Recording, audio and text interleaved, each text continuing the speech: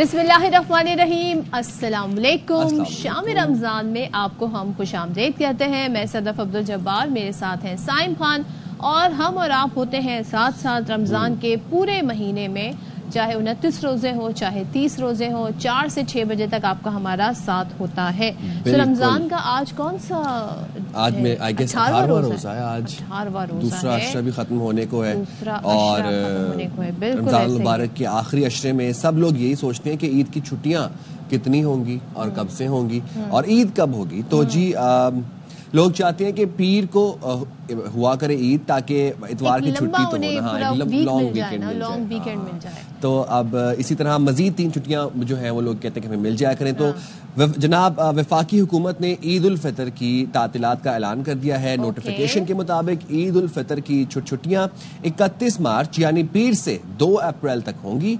इस तरह तो बैंक और जिन दफातर में हफ्ते की छुट्टी होती है उनके तो मतलब वारे न्यारे हो गए, मजे हो गए। जिन दफातर तमाम दफातर की होती है ना, बैंक्स में होती नहीं, हमारे दफ्तर में तो नहीं होती ना। हम तो हमारे तो काम ही ऐसा है कि हमें 24 आवर्स लोगों को बाखबर रखना है।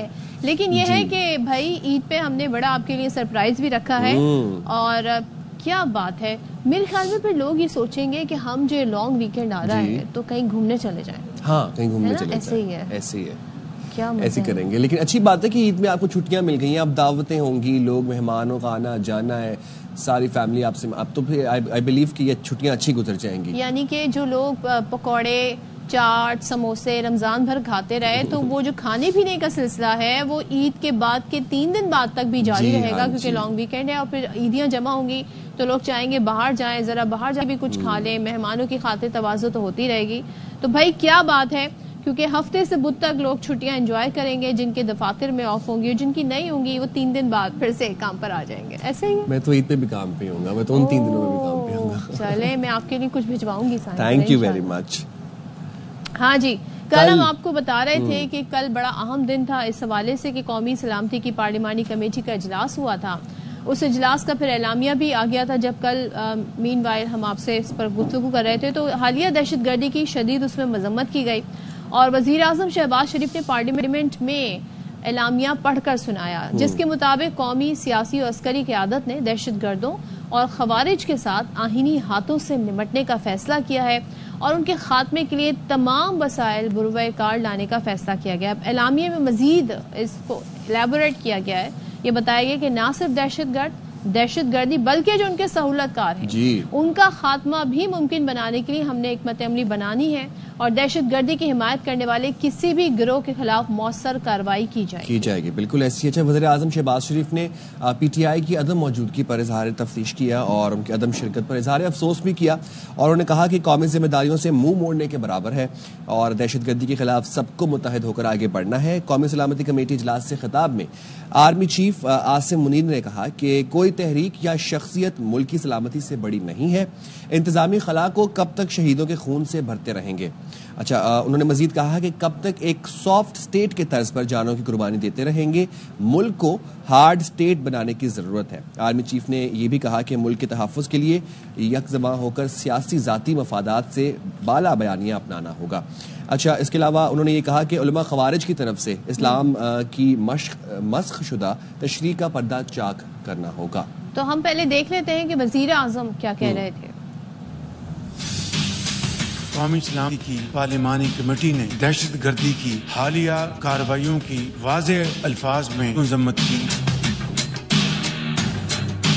इंसदादे दहशत गर्दी ऑपरेशन के इनेकाद में सिक्योरिटी फोर्सेस, कानून नाफिज करने वाले इदारों की शुजाअत, पेशा वराना महारत को सराहते हुए दहशत गर्दी को इसकी तमाम शक्लों में खत्म करने के लिए गैर मुतज़लज़ल अज़म का इरादा किया। रियासत की पूरी ताकत के साथ इस खतरे का मुकाबला करने के लिए मुतफ़क्का सियासी अज़म पर जोर देते हुए इंसदादे दहशत गर्दी के लिए कौमी इत्तेफाक की जरूरत पर जोर दिया। दहशत गर्दों के नेटवर्क्स, जुराइम के गठजोड़ को खत्म करने के लिए नेशनल एक्शन प्लान अज़्म इस्तेहकाम की हिकमत अमली पर फौरी अमल दरामद पर जोर दिया। दहशत गर्दों के डिजिटल नेटवर्क के सदेबाज के लिए तरीकाकार वज़ह करने पर भी जोर दिया। दुश्मन कुव्वतों के साथ मिली भगत से काम करने वाले किसी भी इदारे, फर्द या ग्रोह को पाकिस्तान के अमन व इस्तेहकाम को नुकसान पहुँचाने की हरगिज इजाजत नहीं दी जाएगी। कमेटी ने हिज़्ब इख्तिलाफ के बाद अरकान की अदम शरकत पर इज़हार अफसोस करते हुए वादा किया कि इस बारे में मुशावरत का अमल जारी रहेगा। अब आपको बता दें, वज़ीर दिफा ख्वाजा आसिफ कहते हैं कि गवर्नेंस की खामियों को दूर करने की जरूरत है। नेशनल एक्शन प्लान पहले से मौजूद है, उस पर काम हो रहा है। दुश्मन जहां होगा उसके पीछे जाएंगे। इसी तरीके से वजीर आजम के मुशीर हैं राना सनाउल्लाह, वो ये कहते हैं कि दहशतगर्दी के लिए कोई जवाब नहीं हो सकता। और एआरवाई न्यूज के प्रोग्राम खबर में बात करते हुए उनका कहना था कि बंदूक उठाने वाले और बेगुनाहों को कत्ल करने वालों से मुज़ाकरात नहीं हो सकते। उन्होंने बंदूक उठाई हुई है, वो लोग जो मासूम लोगों के कत्ल में मुलव्वस हैं, जो जिनकी सफाकियत का ये आलम है कि लोगों को बसों से उतार के और शनाख्ती कार्ड चेक करके उनको जो है वो कत्ल करते हैं, गोलियां मारते हैं, तो उनके साथ किसी किस्म के मुज़ाकरात और कोई अगर मगर यहाँ पे नहीं होनी चाहिए। तो हुकूमत का भी और अस्करी क़यादत का भी बड़ा कमिटेड रिजॉल्व है, उसका आज भी अदा हुआ। जो सिविल लॉ एनफोर्सिंग एजेंसीज हैं, CTD है, पुलिस है, आप देखें ना, लेवीज है, पंजाब में जो सिविल लॉ एनफोर्सिंग एजेंसी है वो अपना काम कर रही हैं, तो वो एजेंसी जो है वो KPK में क्यों नहीं काम कर रही उस मौसर अंदाज से? वो बलूचिस्तान में वो कहाँ है? इनके ऊपर वहां पे गुफ्तगू हुई है। अच्छा जी, और सेनेटर फैसल वावड़ा कहते हैं कि अली अमीन गंडापुर ने इजलास में 9 मई की मजम्मत की, कहा लोग गुमराह हो गए थे, उन्हें सजा दें। द रिपोर्टर्स में गुफ्तगू करते हुए उन्होंने क्या कहा, वज़ीर आपको सुनवाते हैं। एक बड़ी इम्पोर्टेंट डे था जिधर PTI का होना जरूरी था। एक डे उन्होंने बहुत बड़ी मिस्टेक की। पाकिस्तान से ऊपर आपने अपना ईगो रखा हुआ है, पाकिस्तान से ऊपर आपकी अपनी सियासत है, पाकिस्तान से ऊपर आपका मिलना है। पार्टी कंफ्यूजन का भी अंदर शिकार है। एक तरफ आप नहीं आ रहे और एक तरफ गंडापुर साहब आ रहे हैं। गंडापुर साहब अगर CM की कैपेसिटी में भी आ रहे हैं तो पार्टी को तो रिप्रेजेंट करते हैं, CM तो PTI की। CM KPK साहब ने कुछ जगहों के ऊपर 9 मई के वाक़े को कंडेम भी किया और कहा उनको सजाएं दें। वो गुमराह हो गए थे। हम पहले भी जीते हैं, हम आज भी जीतेंगे और कल भी जीतेंगे और इसके ऊपर बड़ा क्लियर कंसेंसस है। तो इस पर बात कर लेते हैं। हमारे साथ हसन अय्यूब मौजूद हैं इस्लामाबाद से। Hasan, thank you so much इस सारी सूरत हाल पे बात करने के लिए। जरा ये बताइएगा कि ये जो इजलास हुआ, ज़ाहिर है इसकी बड़ी अहमियत भी है, और जिस तरीके से हमने बयानात देखे और एक कौमी इत्तेफाक राय हमें नजर आ रहा है, इसकी थोड़ा सा हमें जरा डिटेल भी बताइएगा कि जो फैसले किए गए हैं कितने इम्पोर्टेंट हैं ये फैसले। देखिए, ये फैसले बहुत अहम हैं और बुनियादी तौर पर पाकिस्तान ने अब डिसाइड कर लिया है कि चाहे फितना फ़ारिज यानी TTP है, चाहे BLA है, BLF है या ब्रास है, जो भी दहशतगर्दी करेगा पाकिस्तान के अंदर या पाकिस्तान के अवाम की जानों को जिनसे खतरात हैं, उनके खिलाफ अब फैसला कुन ऑपरेशन होना है। उनको स्टेट ऑफ पाकिस्तान जो है वो स्पेयर नहीं करेगी। रियासत ने, कल चीफ आर्मी स्टाफ ने भी सॉफ्ट स्टेट और हार्ड स्टेट वाली जो बात की है, ये भी बड़ा वाज़ेह है कि ये बड़ा ऑब्वियस होता है। यदि सॉफ्ट स्टेट तो ये होती है कि बदअमनी भी हो रही है, चीज़ें भी हो रही हैं और उसको मतलब जो है ना नजरअंदाज भी किया जा रहा है और जो है वो वक्त गुजर रहा है। लेकिन अब ये तासुर खत्म होगा और हार्ड स्टेट का मतलब ये है कि जो भी जुर्म करने का सोचेगा उसको उसका मंतकी अंजाम तक पहुंचा दिया जाएगा, उसको उसकी पेनल्टी, उसकी सजा मिलेगी। और यही जो हार्ड स्टेट है यानी जो उसकी डेफिनेशन ये बनती है। इसके साथ साथ जो आपकी सियासी और अस्करी क़यादत ने गुज़िश्ता रोज ये फैसला कर लिया, सर रोने के बाद ये फैसला किया कि जितने भी वसाइल दरकार होंगे और जो भी जिस किस्म की भी जो है वो ऑपरेशनल जो है वो काविश करनी होगी, ये दोनों चीजें होंगी। और ना पैसों का जो है वो फंड्स का जो है वो जो उनका ख्याल किया जाएगा, ना ही जो है वो किसी को स्पेयर किया जाएगा। हर तरीके से अफवाज पाकिस्तान की ज़रूरत को पूरा करते हुए इन दहशतगर्दों के खिलाफ हमने ऑपरेशन करना है और पाकिस्तान को पुरअमन बनाना है। लेकिन कल के इजलास के हवाले से अगर बात करूं तो 2-3 चीजों के हवाले से बात की जा रही है कि एक, पाकिस्तान तहरीक इंसाफ ने बाइकआउट किया, दूसरा मोहसिन नकवी साहब की जो है वो एब्सेंस उसको भी महसूस किया गया, और तीसरी जो साबिक वज़ीर-ए-आज़म मोहम्मद नवाज शरीफ हैं उनकी एब्सेंस को भी जो है वो खासा नोटिस किया गया और सवालात किए गए। तो रहा सवाल नवाज शरीफ साहब का, तो उनके हेल्थ इश्यूज हैं, उनको कुछ अर्सा पहले यानी कोई 10-15 दिन पहले की बात है, उनको हार्ट का प्रॉब्लम हुआ था, कार्डिक उनको इश्यूज थे, जिसकी वजह से नवाज शरीफ साहब ने ये ट्रैवल नहीं किया इस्लामाबाद का اور سیکنڈ وہ سعودی عرب جا رہے ہیں عمرے کی ادائیگی کے لیے, تو لہٰذا ان کے لیے فٹیگ بہت زیادہ ہو جانی تھی. آج ان کی ٹریولنگ تھی سعودی عرب کی. آپ میرے ساتھ ہیں کرن؟ جی جی. صدف کرن تو نہیں آپ کے ساتھ, صدف اور سائم آپ کے ساتھ. صدف میرے ساتھ ہے. دوسرا جو محسن نقوی صاحب ہیں, ان کے حوالے سے مسٹری آج بھی قائم ہے کہ محسن نقوی صاحب نے شرکت کیوں نہیں کی. محسن نقوی صاحب کہا جاتا ہے کہ وہ بیرون ملک تھے, لیکن یہ ان کی جو ہے وہ فنڈامنٹل رسپانسبلٹی تھی کہ وہ پاکستان میں ہوتے. کیا ان کے بھی ہیلتھ ایشوز ہیں, یہ بات سننے میں آئی ہے, لیکن ابھی تک کوئی کانکریٹ اس حوالے سے انفارمیشن میرے پاس نہیں آئی. رہا سوال پاکستان تحریک انصاف کا, تو کل بانی چیئرمین نے ان کے فیصلے کو, یعنی اس قومی سلامتی کی پارلیمانی کمیٹی کے اجلاس کے بائیک آؤٹ کی توثیق کر دی اور اس کو درست فیصلہ جو ہے وہ قرار دیا, وچ از ویری انفارچونیٹ. یہ پاکستان کے عوام کی سلامتی کا معاملہ تھا, جس حوالے سے ہماری عسکری اور سیاسی قیادت بیٹھی تھی, ان میں سر جوڑے تھے. اس پہ پاکستان تحریک انصاف کے پارلیمانی لیڈران کو شمولیت اختیار کرتے ہوئے اپنا ان پٹ دینا چاہیے تھا. جی ٹھیک ہے, ٹھیک ہے, بہت شکریہ حسن آپ کا. چلیں جی, یہ تو نے ہمیں ڈیٹیل بتا دی کہ کیوں نواز شریف شرکت نہیں کر سکے. وہ ٹریول نہیں کر سکتے تھے, لیکن وہ سعودیہ جائیں گے تو ان کے لیے بڑا فٹیگ ہو جاتا, وہی سب بتا رہے تھے. محسن نقوی شاید باہر ہیں, تو یہ تمام تر ایشو ڈسکس کر رہے تھے. چلیں جی, اب ہم آتے ہیں ذرا کچھ عوامی معاملات کو لے کے بات کرتے ہیں. چینی کی قیمت کی ہم یہاں بات کرتے ہیں. بڑی انٹرسٹنگ یہ ساری سٹوری ہے. ہوا یہ کہ چینی رمضان کے جب رمضان شروع ہوا, رمضان سے پہلے ہم نے دیکھا 124 تھی, پھر یہ آہستہ آہستہ بڑھتے بڑھتے 134 پہ چلی گئی. اس کے بعد یہ بڑھتے بڑھتے جناب رمضان آیا, اور رمضان کے بعد تو ہم دیکھتے ہیں کہ 140, کہیں پہ 160 میں فروخت ہو رہی تھی, 170 کی بھی خبریں آنے لگی. یعنی کہ جہاں جس کا جو دل کر رہا ہے ویسے ہی خبر جو ہے نا, ویسے ہی چینی بیچی جا رہی ہے. اب مسئلہ یہ ہے کہ اب ہمارے جو نائب وزیر اعظم ہیں وہ یہ کہتے ہیں جی 164 ہونی چاہیے, 164 روپے ہونے چاہیے. ہاں, تو اب اس کا کیا کہہ سکتے ہیں, مطلب ریلیف کی ہم بات کر رہے ہیں, دینا چاہتے ہیں وہ. I don't know if it is called relief or not. تو جی, لیکن چینی کی قیمت میں اضافے پر وزیر اعظم کے نوٹس کے بعد ایف آئی اے نے تحقیقات شروع کر دی ہیں, اور اینٹی کرپشن سرکل نے تحقیقات کے لیے پی ٹی اے سے مدد مانگ لی ہے. ایف آئی اے نے پی ٹی اے کو مراسلہ بھیج کر 11 افراد کا ڈیٹا طلب کیا, جن میں ملز انتظامیہ, کاروباری افراد اور چینی کی غیر قانونی خرید و فروخت میں ملوث افراد شامل ہیں. سو ان سب کو ایف آئی اے نے نوٹس بھیجا ہے, مراسلہ چلا گیا ان کے پاس, اور پی ٹی اے کو مراسلہ بھیج کر ان 11 افراد سے ڈیٹا طلب کیا ہے. ہاں, اور ذرا آپ کو نائب وزیر اعظم اسحاق ڈار سے متعلق بتا دیتے ہیں. کہتے ہیں چینی کی ریٹیل قیمت 164 روپے سے اوپر جانا نہیں چاہیے.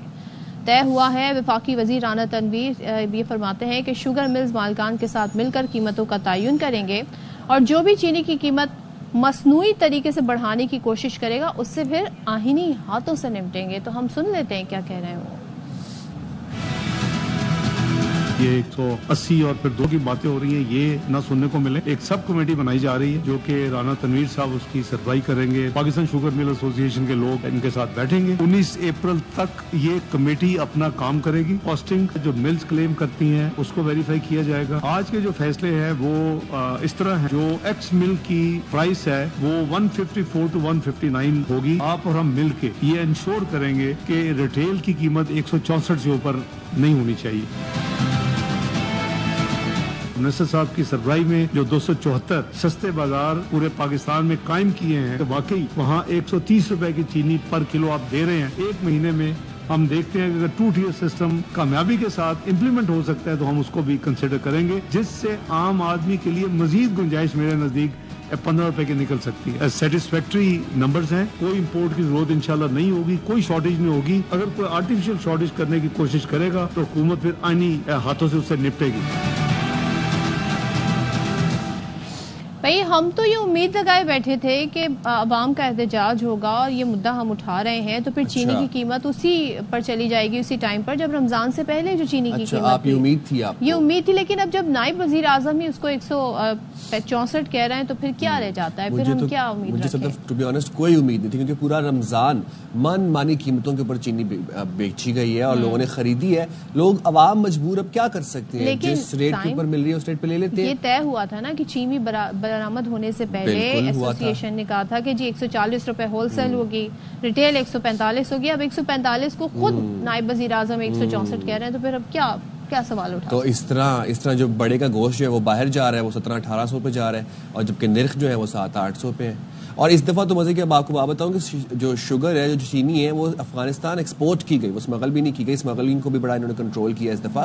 اور پھر وہی والی بات ہے, آپ ہی کے نمائندوں سے پہلے یہ چیز تعین کی گئی تھی کہ جو پرائسز ہیں وہ نہیں انکریز کریں گی. پتہ نہیں اعداد و شمار کون جو ہے اس کا تعین کرتا ہے, ان کو سمجھ نہیں ہے کہ ہماری ڈیمانڈ اینڈ سپلائی کیا ہے. اچھا, اب وہ طلب اور رسد کے اوپر بات لے آتے ہیں, لیکن وہ ملک کی ضرورت کو پورا کریں نا, جو پہلے یہاں کی ضرورت ہے وہ پوری کی جائے, پھر اس کے بارے میں سوچا جائے. لیکن چلیں کیا کہہ سکتے ہیں جی, اب ہم نے تو بڑی کوشش کی کہ چینی کی قیمت جو ہے وہ 140 پہ ہی چلی جائے, چلیں 135 پہ نہیں جا رہی, 134 پہ نہیں جا رہی, مگر اب 164 ہی ہے. لیکن کچھ پھر بھی اس ملک میں کچھ ایسے نوجوان, کچھ ایسے لوگ ہیں جن سے ہمیں امید ہے. ہم کو کراچی کی لگ گئی ہوا, مجھ کو بھی ہم کو امید ہے, ہم کو امید ہو چلی ہے. تو اب جی پاکستانی طلبہ نے عالمی سطح پر ایک بار پھر سے ملک و قوم کا سر فخر سے بلند کر دیا ہے. Harvard model United nation conference میں بہترین مندوبین کا اعزاز حاصل کیا ہے. انس عدیل اور سہیمہ جواد نے شاندار کارکردگی کا مظاہرہ کرتے ہوئے BD یعنی بیسٹ ڈیلیگیشن ایوارڈ جیتا. کانفرنس میں ایک اور پاکستانی نوجوان نے تقریری مقابلے میں پہلی پوزیشن حاصل کی. مسلسل تیسرے سال یہ ایوارڈ جیت کر پاکستانی طلبہ نے ریکارڈ بھی قائم کیا ہے. تو جی ان سے اب ہمارے ساتھ وہ موجود بھی ہیں, ان سے بات بھی کر لیتے ہیں, ان سے جان لیتے ہیں کہ MUNs کیا ہوتے ہیں. تو جی اس شاندار کامیابی پر پہلے تو ان کو مبارکباد دیں گے, لیکن پہلے میں ان کو انٹروڈیوس کروا دوں. ہاں جی, ہمارے ساتھ موجود ہیں طالب علم انس عدیل, اور ساتھ ہی میں سہیمہ جواد بھی ہمارے ساتھ موجود ہیں. السلام علیکم. السلام علیکم. وعلیکم السلام. بہت بہت مبارک ہو آپ دونوں کو اس تاریخی کامیابی پر. پہلے تو یہ بتائیے گا کہ یہ جو model United nation conference event ہے یہ ہے کیا, اور کیسے آپ لوگ اس میں آپ کو موقع ملا پارٹیسپیٹ کرنے کا؟ جی بالکل. تو Harvard model United nations basically ایک انٹرنیشنل کانفرنس ہوتی ہے جو بوسٹن میساچیوسٹس میں ہارورڈ یونیورسٹی ہر سال آرگنائز کرتی ہے. تو لمز یونیورسٹی جو ہے وہ پچھلے 3 سال سے اپنی ایک خود کی ڈیلیگیشن بھیجتی ہے ہماری ایک اپنی سوسائٹی لومن میں سے. تو اس سوسائٹی کے اندر سے ٹرائلز ہوتے ہیں, اور ہم دونوں نے اس ٹرائلز کے اندر ٹیک پارٹ کیا تھا. اور پھر ان ٹرائلز کے اندر سے جو لوگ سب سے بیسٹ نکل آتے ہیں ان کی پھر سلیکشن ہوتی ہے, اور ان میں سے ہم ایک ٹیم بناتے ہیں.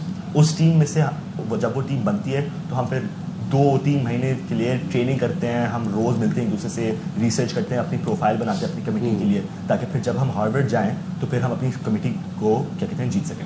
یہ ہوتا ہے. اچھا, تو کون سی کمیٹی ریپرزینٹ کر رہے تھے آپ لوگ؟ میں تھا نیٹو کی کمیٹی میں. اور سہیمہ I was in commission on the status of women. تو عورتوں کے حقوق کے بارے میں وہ کمیٹی تھی. اور کیا آپ لوگوں کے ایجنڈاز کیا کیا تھے وہ بھی بتاتے ہیں آپ لوگ؟ جی بالکل. ہر کمیٹی کا ایک ٹاپک ہوتا ہے جس کے حساب سے ڈبیٹ ہوتی ہے. تو وہ سیمیولیشن ہوتی ہے of the actual United nations, اور وہاں سے ہر کنٹری سے ڈیلیگیٹس آتے ہیں جو ایک کنٹری کو ریپرزینٹ کرتے ہیں. تو اس بار ہم نیدرلینڈس کو ریپرزینٹ کر رہے تھے. رائٹ. اچھا, تو یہ جو مقابلے ہوتے ہیں اس میں اور کون کون سے ہوتے ہیں؟ لائک آپ لوگوں کو کتنے مراحل سے گزرنا پڑتا ہے؟ اس کے اندر بیسکلی سب سے مشکل ہمارے لیے یہ بات ہوتی ہے کہ ہمیں بہت دیر سے کیا کہتے ہیں, ہم پہلی بار اس کانفرنس میں جا رہے تھے. تو سہیمہ اور میں دونوں کہتے ہیں فریشمنز ہیں. یہ ہمارا پہلا سال تھا لمز میں, اور میرا خاص طور پہ کیا کہتے ہیں پہلی بار میں MUN کر رہا تھا. تو ہمارے لیے یہ بات مشکل ہوتی ہے کہ مثال کے طور پہ جو دوسری کنٹریز سے ٹیمز جاتی ہیں وہ ہارورڈ ان کے لیے ان کا فائنل MUN ہوتا ہے سال کا. اس سے پہلے وہ 5, 6, 7 MUNs میں جاتے ہیں اسی ٹیم کو لے کر جا کے, اور پھر ان کی پریکٹس ہوتی ہے, ان کو پتہ ہوتا ہے کہ ان کی کیا کیا غلطیاں ہوتی ہیں, کیا کیا خامیاں ہیں, کیسے ان کو بہتر کریں. ہمارے لیے ہماری پوری سال کی محنت ایک کانفرنس کے لیے ہوتی ہے, اور وہ کانفرنس ہمارے لیے ہارورڈ MUN ہوتا ہے, جس میں ہم پچھلے 3 سال سے we have been the world champions. Very nice, very nice. تو انس آپ کون سی کنٹری کو ریپرزینٹ کر رہے تھے؟ ہماری پوری ڈیلیگیشن کو کنٹری آف دا نیدرلینڈز میں. رائٹ. اور آپ نے بتایا کہ پہلے لومن آپ لوگ کرتے ہیں, اس کے بعد پھر وہاں پہ جو بیسٹ پرفارمنگ ڈیلیگیشن ہوتی ہے, جو کینڈیڈیٹس ہوتے ہیں وہ دے go to Harvard, right?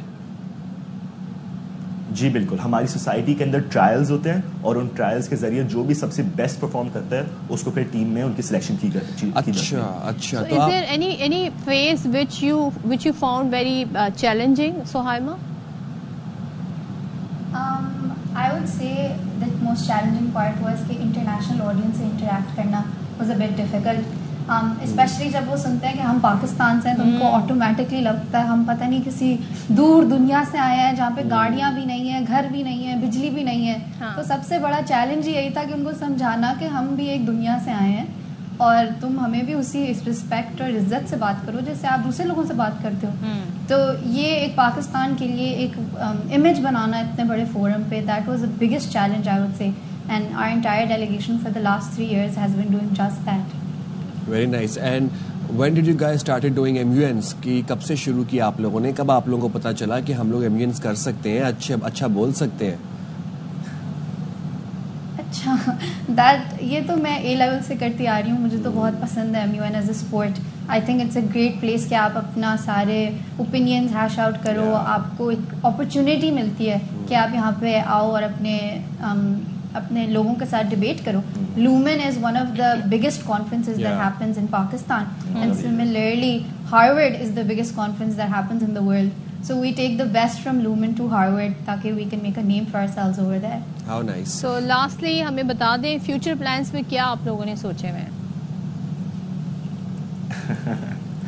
Future میں بس سب سے پہلے تو ڈگری ختم کرنی ہے اور اس کے بعد دیکھیں گے کہ ہم اس کے علاوہ بھی اور شاید انٹرنیشنل کانفرنسز کریں یا پھر دنیا پہ اور پاکستان کا نام روشن کریں. چلیں انشاءاللہ. Best of luck guys and thank you very much for joining یہ ہمارا ڈیلیگیشن ایوارڈ تھا. جی دکھائیے گا, دکھائیں. Wow wow, very nice. Congratulations once again. Thank you so much. Thank you so much for joining. بہت بہت شکریہ. اوکے جی بھائی کیا بات ہے, یہ ہمارے وہ اسٹوڈنٹ ہیں اور جو بتا رہے ہیں کیونکہ لوگوں کو یہ لگتا ہے جیسے پاکستان جو ہے وہ بڑا کوئی بیکورڈ کنٹری ہے, وہاں پہ ٹیکنالوجی کا کوئی استعمال نہیں ہوتا, وہاں پہ کوئی اس طرح پڑھتا لکھتا نہیں ہے, لیکن ان اسٹوڈنٹس نے نہ صرف پاکستان کا نام روشن کیا اور یقیناً پاکستان کو اچھا جو ایک امیج ہے وہ بھی ریپرزینٹ کیا. بالکل, اور میں بالکل اس چیز کی حمایت کرتا ہوں کہ اب بچوں کو MUNs کے اندر پارٹیسپیٹ کرنا چاہیے. میں نے بہت MUNs کیے ہیں. ہاں جی, اور میں ہمیشہ اسپیک پول میں ہوتا تھا. تو بٹ دا پوائنٹ از کہ آپ کو ایک اچھی انٹریکشن کرنے کا موقع ملتا ہے, باقی لوگوں کی اوپینینز انڈرسٹینڈ کرنے کا اور ایکسیپٹ کرنے کا جو ہے وہ آپ کو ایک لرن کرتے ہیں آپ بہت کچھ. ٹھیک ہے جی. اچھا جی, کچھ اپڈیٹس آ رہی ہیں تو ذرا وہ آپ کے ساتھ شیئر کر لیتے ہیں. جنید اکبر کی زیر صدارت قومی اسمبلی کی پبلک اکاؤنٹس کمیٹی کا اجلاس ہوا. آڈٹ حکام نے اجلاس کو بتایا کہ کابینہ ڈویژن سے توشہ خانہ کا 1990 سے 2002 تک کا ریکارڈ فراہم نہیں کیا گیا. تو شعیب نظامی ہمیں مزید بتائیں گے. جی شعیب. آپ نے آج توشہ خانہ سے متعلق جو ہے وہ آڈٹ پیرات کو دیکھا گیا اور یہ بتایا گیا کہ اس کے اندر جو ترامیم جو 2001 کے قانون میں, 4 کے قانون میں, 6 کے قانون میں کی گئی, ان میں سے کچھ ایسی ترامیم تھی جن سے کابینہ کی منظوری ہی نہیں دی گئی اور یہ کابینہ کی منظوری کے بغیر ترامیم کی گئی.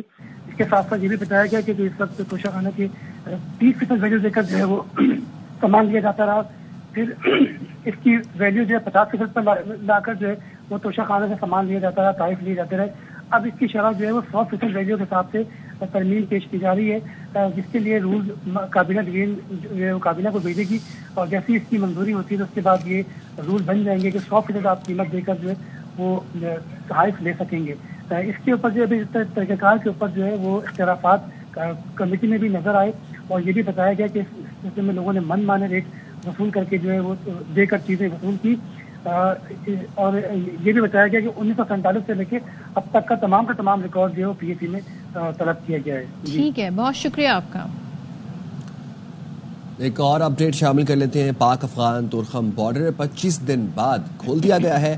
بارڈر پر دونوں طرف سے تجارتی سرگرمیاں شروع ہو گئی ہیں. تورخم بارڈر سے پہلی گاڑی افغانستان روانہ ہو چکی ہے. یہ آپ مناظر بھی دیکھ سکتے ہیں اپنی اسکرین پر, اور پہلی گاڑی جو ہے وہ افغانستان سے روانہ ہو گئی ہے تورخم بارڈر کے راستے, اور 25 دن بعد تورخم بارڈر کو کھول دیا گیا ہے اور بارڈر پر دونوں طرف سے تجارتی سرگرمیاں شروع ہو گئی ہیں. ہمارے نمائندے رؤف ہمارے ساتھ موجود ہے, اس حوالے سے ہمیں اپڈیٹ کریں گے. جی رؤف بتائیے گا, 25 دن بعد جو ہے وہ تجارتی سرگرمیاں پھر سے شروع ہو گئی ہیں, بارڈر کھول دیا گیا ہے. جی ہاں, بارڈر 26 روز کے بعد کھول دیا گیا ہے اور اس کی بنیادی وجہ یہ تھی بندش کی کہ افغان گورنمنٹ کے اہلکار جو ہے وہ پاکستانی حدود میں تعمیراتی کام کر رہے تھے, جس پر پاکستانی فورسز نے انہیں वो काम बंद करने का कहा, जिस पर उन्होंने देश में आते हुए वो बॉर्डर बंद कर दिया। उस दौरान जो है 26 रोज से मुसलसल बॉर्डर बंद रहा और मुसलसल 26 रोज की बंदिश के बाद आज दोबारा बॉर्डर खोल दिया गया है और बॉर्डर खुलने की वजूहात भी जो है वो सामने आ गई हैं। इसमें पाकिस्तानी के जो है कबायली मशरान ने अहम किरदार अदा किया। उन्होंने सिक्योरिटी फोर्सेस के साथ मिलकर मुज़ाकरात किए। मुज़ाकरात जो है कामयाबी के साथ ठीक है, चले ठीक है, बहुत शुक्रिया राउफ अफरीदी अपडेट करने के लिए। और खैबर से कुछ हमारे पास अपडेट्स आ रही हैं। जिला खैबर की तहसील बाड़ा अक्का खेल के इलाके में दीवार गिरने से 4 बच्चे जाँ बहक जबकि 9 अफराद जख्मी हो गए हैं और जख्मियों को फौरी तौर पर अस्पताल मुंतकिल कर दिया गया है, जिनमें से ये भी बताया जा रहा है कि मुतादिद की हालत तशवीशनाक है। और जो हमें इस वक्त खबर आ रही है, दीवार गिरने से 4 बच्चे जाँ बहक हो गए। अल्लाह अकबर। चलें जी, we have to go on a break. आप यहीं पे रहिएगा हमारे साथ। चलिए जी, वेलकम बैक वंस अगेन। जैसे ड्यूरिंग द ब्रेक मुझे मैसेज आ रहे थे, किरण कौन है? किरण कौन है? तो किरण तो यहाँ कोई भी नहीं है, तो पता नहीं किरण नाम कहाँ से आया, ये कभी बाद में हम हसन से पूछ लेंगे। खैर, तो हम जरा आपको किरण छोड़ के इटली लिए चलते हैं। इटली में हुए जी special Olympics world winter games में पाकिस्तानी एथलीट्स ने जबरदस्त कामयाबी हासिल की है। सोने के 6 तमगों के साथ माशाल्लाह मजमूई तौर पर 11 मेडल्स अपने नाम किए हैं और कौमी स्क्वाड ने मुख्तलिफ मुकाबलों में शानदार परफॉर्मेंस दी है, जिसमें क्रॉस कंट्री स्कीइंग की मर्दों की 100 मीटर रेस में पाकिस्तान के लिए मुनीबुर रहमान ने गोल्ड मेडल हासिल किया और स्नो शोइंग की मर्दों की 400 मीटर रेस में पाकिस्तान के अब्दुल सबूर और खवातीन की 400 मीटर रेस में पाकिस्तान की मनाहिल ने गोल्ड मेडल जीते।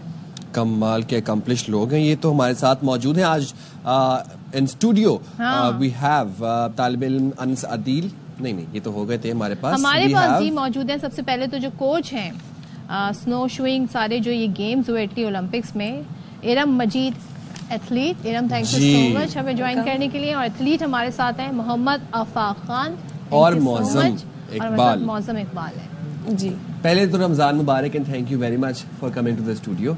तो इरम, जरा आपसे पहले हम आगाज करते हैं। जी बिल्कुल, थोड़ा सा हमें बताइएगा, यहाँ तो माशाल्लाह इतने मेडल्स जीते हैं, तो आपके साथ जो 2 हमारे होनहार एथलीट्स हैं, तो इनके कारनामे हमें जरा बताइएगा। माशाल्लाह से ये हमारे साथ पिछले काफ़ी सालों से हैं और इनके ऊपर हमने काफ़ी मेहनत की और अल्हम्दुलिल्लाह मेडल ये लेकर आए। इन्होंने दिखाया कि जो मेहनत की हमने इनके ऊपर और वो हमारी मेहनत रायगा नहीं गई और इन्होंने मुल्क पाकिस्तान का नाम रोशन किया। और अभी हमारे साथ जो है मौजम है और अफाक है और अफाक और मौजम ने दोनों ही गोल्ड मेडलिस्ट हैं। मौजम जो है 800 मीटर में गोल्ड मेडलिस्ट है और अफाक जो है 100 मीटर में गोल्ड मेडलिस्ट है। तो आपने इनको ये जो ट्रेनिंग थी स्कीइंग की या स्नो शोइंग की, कहाँ पे होती थी इनकी स्नो शोइंग की पहले तो ये दोनों जो एथलीट्स हैं हमारे स्नो शोइंग के हैं, क्रॉस कंट्री के जो 2 एथलीट्स हैं वो इस्लामाबाद के हैं। अच्छा। तो ये मौजम और अफाक और जितने भी हमारे स्नो शोइंग की एथलीट थे या क्रॉस कंट्री के, उनकी अगर हमें स्नो नहीं मिलती थी तो हम लोग सैंड पे करते थे इनकी ट्रेनिंग। बहुत मतलब टफ टाइम से इनका गुजर हुआ है और बहुत टफ टाइम में इन्होंने बच्चों ने ट्रेनिंग जो हमारे एथलीट्स हैं इन्होंने ट्रेनिंग की है।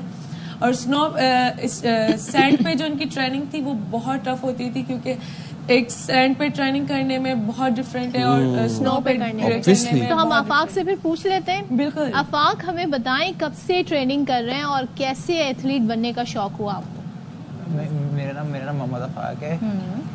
मैंने स्पेशल ओलंपिक्स 2010 में ज्वाइन किया था। मेरी ये ट्रेनिंग चलती रही थी और ये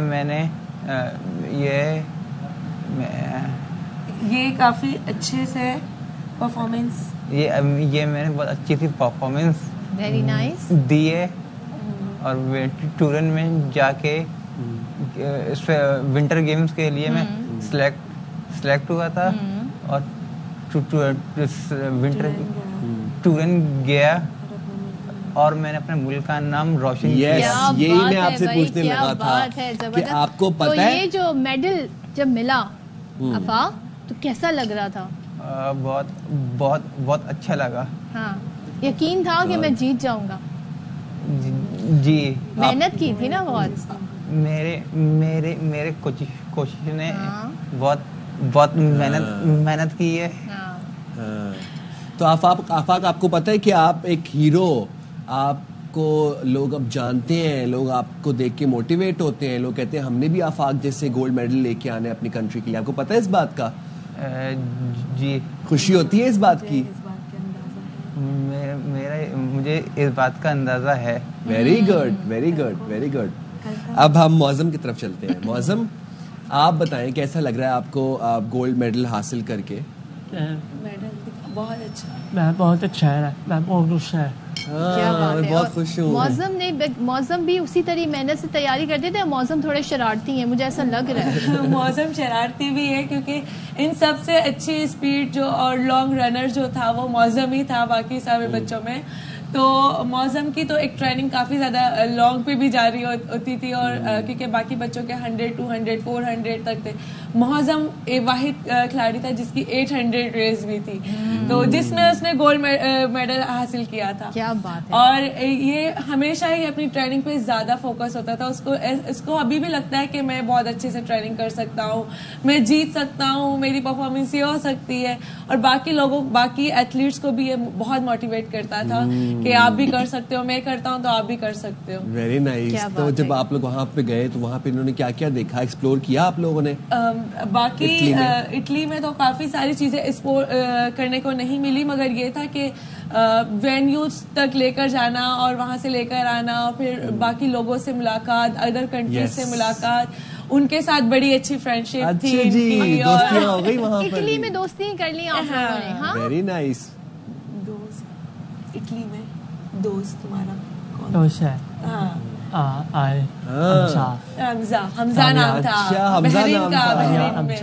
वेरी गुड जी, वेरी गुड। मतलब सोशली एक्टिव है माशाल्लाह से, क्योंकि जो हमारे कैंप्स लगते हैं विंटर गेम्स या समर गेम्स से पहले, जो बच्चों को ट्रेनिंग के लिए या उनकी कैंप्स के अंदर उनकी ग्रूमिंग की जाती है एथलीट्स की, और साथ ही साथ उनको सिखाया जाता है कि आपको मतलब बाकी लोगों के साथ कैसे मिलना है, उनकी पूरी तरह से मतलब ग्रूमिंग की जाती है कि आप लोगों को किस तरीके से चलना है। तो माशाल्लाह ये कैंप के साथ साथ मतलब ट्रेनिंग के साथ साथ इनकी बाकी सारी चीजों पे भी वर्क किया। क्या बात है। और हमें बड़ी खुशी हो रही है किस तरीके से पाकिस्तान का नाम रोशन किया। हम तो मेडल्स को तरस गए थे और यहाँ देखिए इतने सारे मेडल्स हमें लाके दे दिए। मेरा दिल इतना बड़ा हो गया इनको देख के। तो वैसे हमें जल्दी से बता दें आगे क्या करना चाहते हैं मौज़म आप, फिर आफाक आप बताइएगा आगे क्या करना?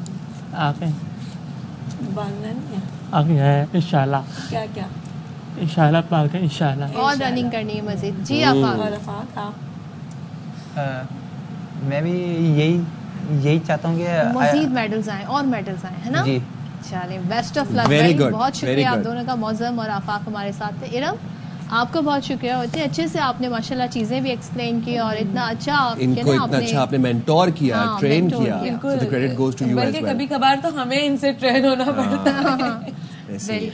चलें जी, thank you very much again once again for joining us in the programme. और ये जी हमारे मुल्क का फखर है, हमारे मुल्क का सर जो फखर से बुलंद किया इन दोनों शहजादों ने। I am just very happy, बहुत खुशी हुई है। खासतौर पे जो क्रिकेट से मायूस हो गए ना, जिनको मैच देखने का बिल्कुल भी दिल नहीं करता, मुझे तो याद भी नहीं कि अब अगला मैच कब होगा, तो वो हमारे इन एथलीट्स को देखा करें, इनकी परफॉर्मेंस को देखा करें, क्या जबरदस्त इन्होंने पाकिस्तान को रिप्रेजेंट किया, मेडल जीते हैं। बिल्कुल ऐसे ही। अब एक और खबर ऐड कर लेते हैं और वो ये है कि अक़वाम मुत्तहिदा के 58वें इजलास में मजलूम कश्मीरियों पर भारतीय जुल्म सितम आलमी सतह पर उजागर। अक़वाम मुत्तहिदा का मकबूजा कश्मीर में इंसानी हकूक़ की खिलाफ वर्जियों पर तशवीश। मुतादिद बैनुल-अक़वामी रिपोर्ट्स के मुताबिक इंसानी हकूक़ तंजीमों ने मकबूजा कश्मीर में जुल्म को उजागर किया। Chairman Kashmir institute of international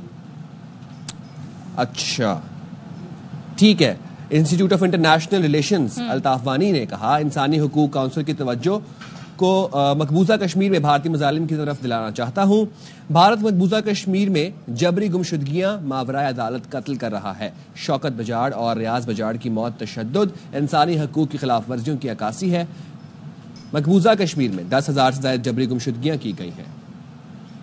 Draw the attention of this council to a recent incident that strongly highlights the grim reality of enforced disappearance and extrajudicial killings in Indian-occupied Jammu and Kashmir. The discovery of bodies of Shaukat Ahmad Bajaj and Riaz Ahmad, who recently went missing, along with a companion Mukhtar Ahmad from Kazigund, serves as a haunting reminder on the ongoing violence and human rights abuses that have plagued the region for decades. Since the early 90s, amid the uprising against Indian occupation, enforced disappearances have tragically become a norm in Kashmir. The Jammu and Kashmir Coalition of Civil Society and Association of Parents of Disappeared Persons report over 10,000 enforced disappearances and nearly 8,000 custodial killings attributed to torture.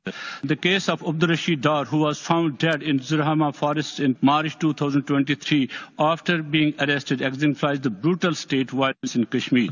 The impunity enjoyed by the Indian security forces is enshrined in the Armed Forces Special Powers Act, which allows them to operate without fear of persecution. The draconian laws perpetuate a culture of violence and abuse, reflecting a troubling disregard for human rights. The urgent need for accountability and justice for the victims of state-sponsored violence in Indian-occupied Jammu and Kashmir cannot be overstated. چلیں جی, یہاں پر ہم break لیتے ہیں. Break کے بعد جلدی سے واپس آ رہے ہیں.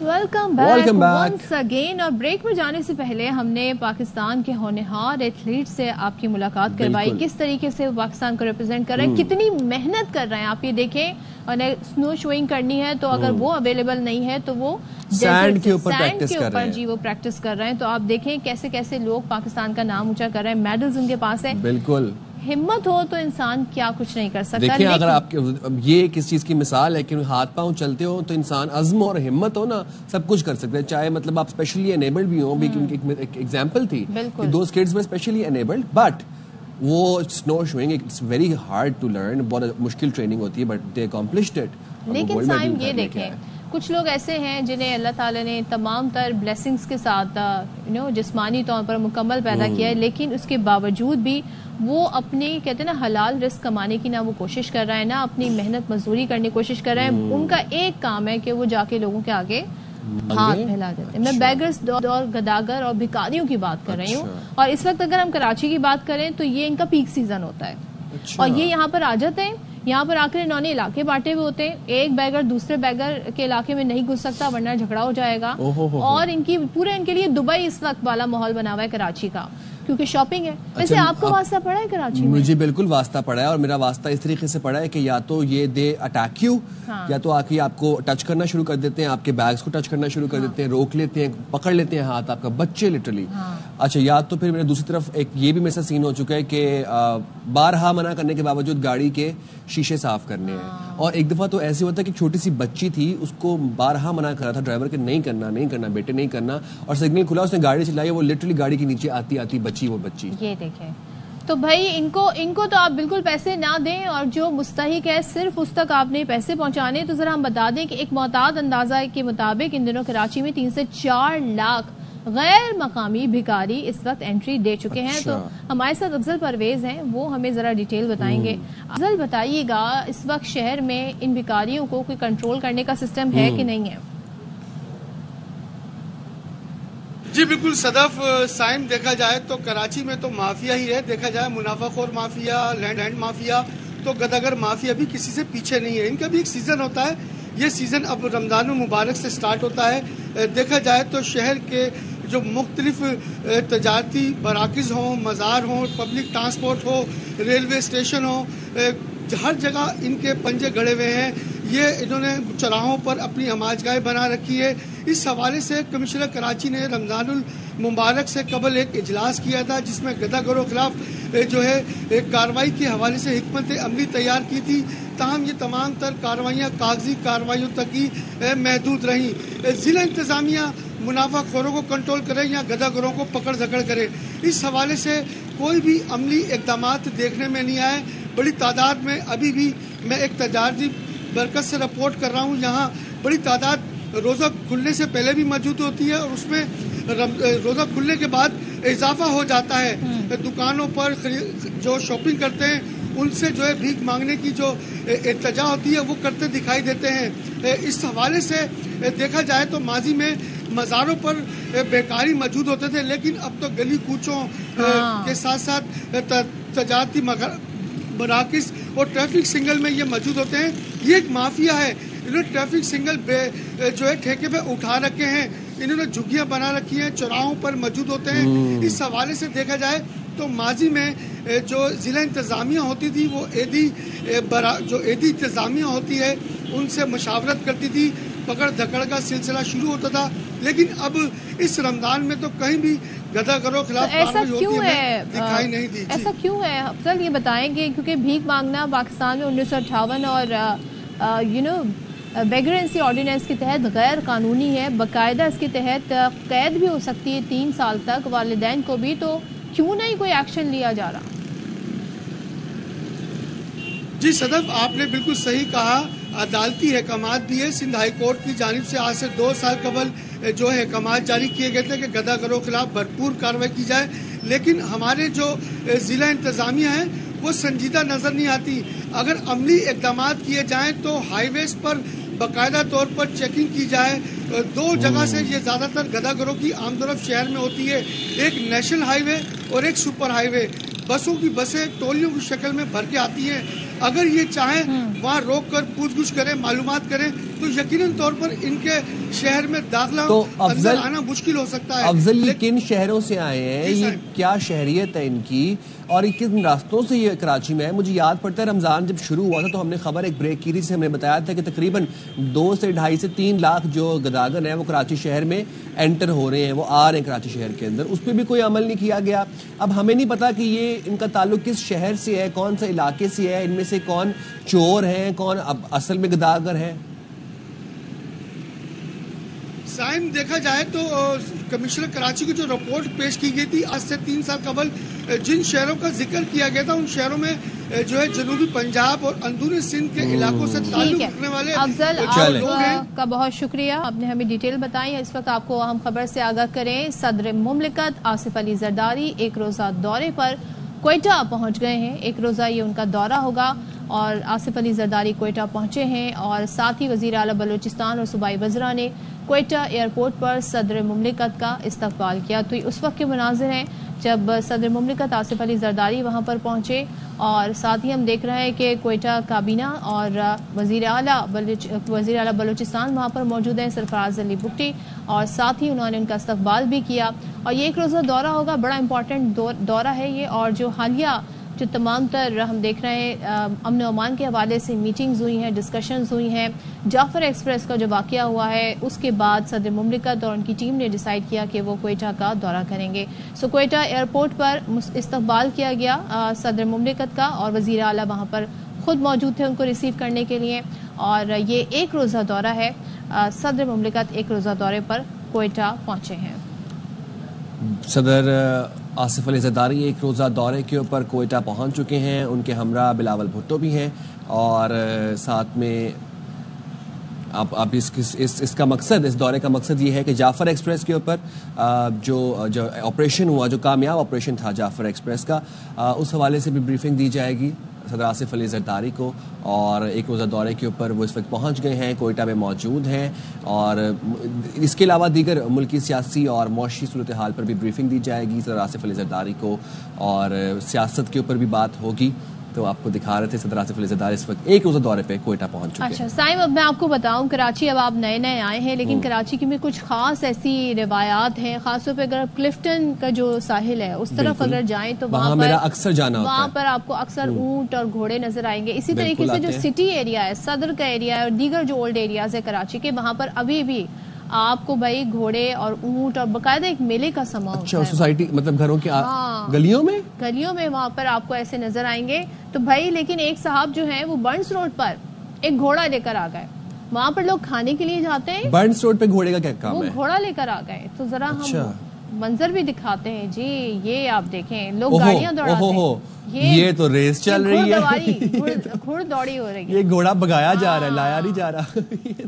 مطلب سوچیں اللہ اکبر, کیا بات ہے. چنچی سے تو یہ کیا ہوا, یہ کیا تھا, یہ کیا ایک ہی تھا یا کریش نہیں, دوسرا گھوڑا پیچھے سے آیا, وہ ریڈی میں کریش ہوا ہے باقاعدہ. وہ کراچی کی ٹریفک کے لیے تیار نہیں تھا سائم ویسے, لیکن یہ گھوڑے کے ساتھ تو ظلم ہے نا صدف. دیکھیں ایک تو کراچی کو نہیں, کراچی کی ٹریفک کا گھوڑے کو نہیں معلوم کہ کہاں سے. دیکھیں گھوڑا جو ہے نا وہ کچے میدان پہ بھاگنے والا جانور ہے. وہ آپ اس کو پکے فرش کے اوپر, زمین پہ, آپ اس کو سڑک کے اوپر نہیں اتنی تیز بھگا سکتے, وہ سلپ ہو جاتا ہے. اگر آپ نے گھوڑا رکھا ہوا ہے اور آپ کو چلانا آتا ہے تو آپ کو اتنی بھی سینس ہونی چاہیے کہ پکی جگہ پہ آپ گھوڑا نہیں بھگا سکتے, خاص طور پر جب ٹریفک بھی چل رہی ہے. ظلم ہے نا یہ بے جان جانور کے ساتھ, اور رمضان کا مہینہ ہے, آپ کی بھی جان جا سکتی ہے, آپ کو چوٹیں آ سکتی ہیں, جان جا سکتی ہیں. تو بھائی بریک لے لیتے ہیں, اس بات پہ احتیاط کریں گے. چلیں جی جاتے ہیں بریک پہ.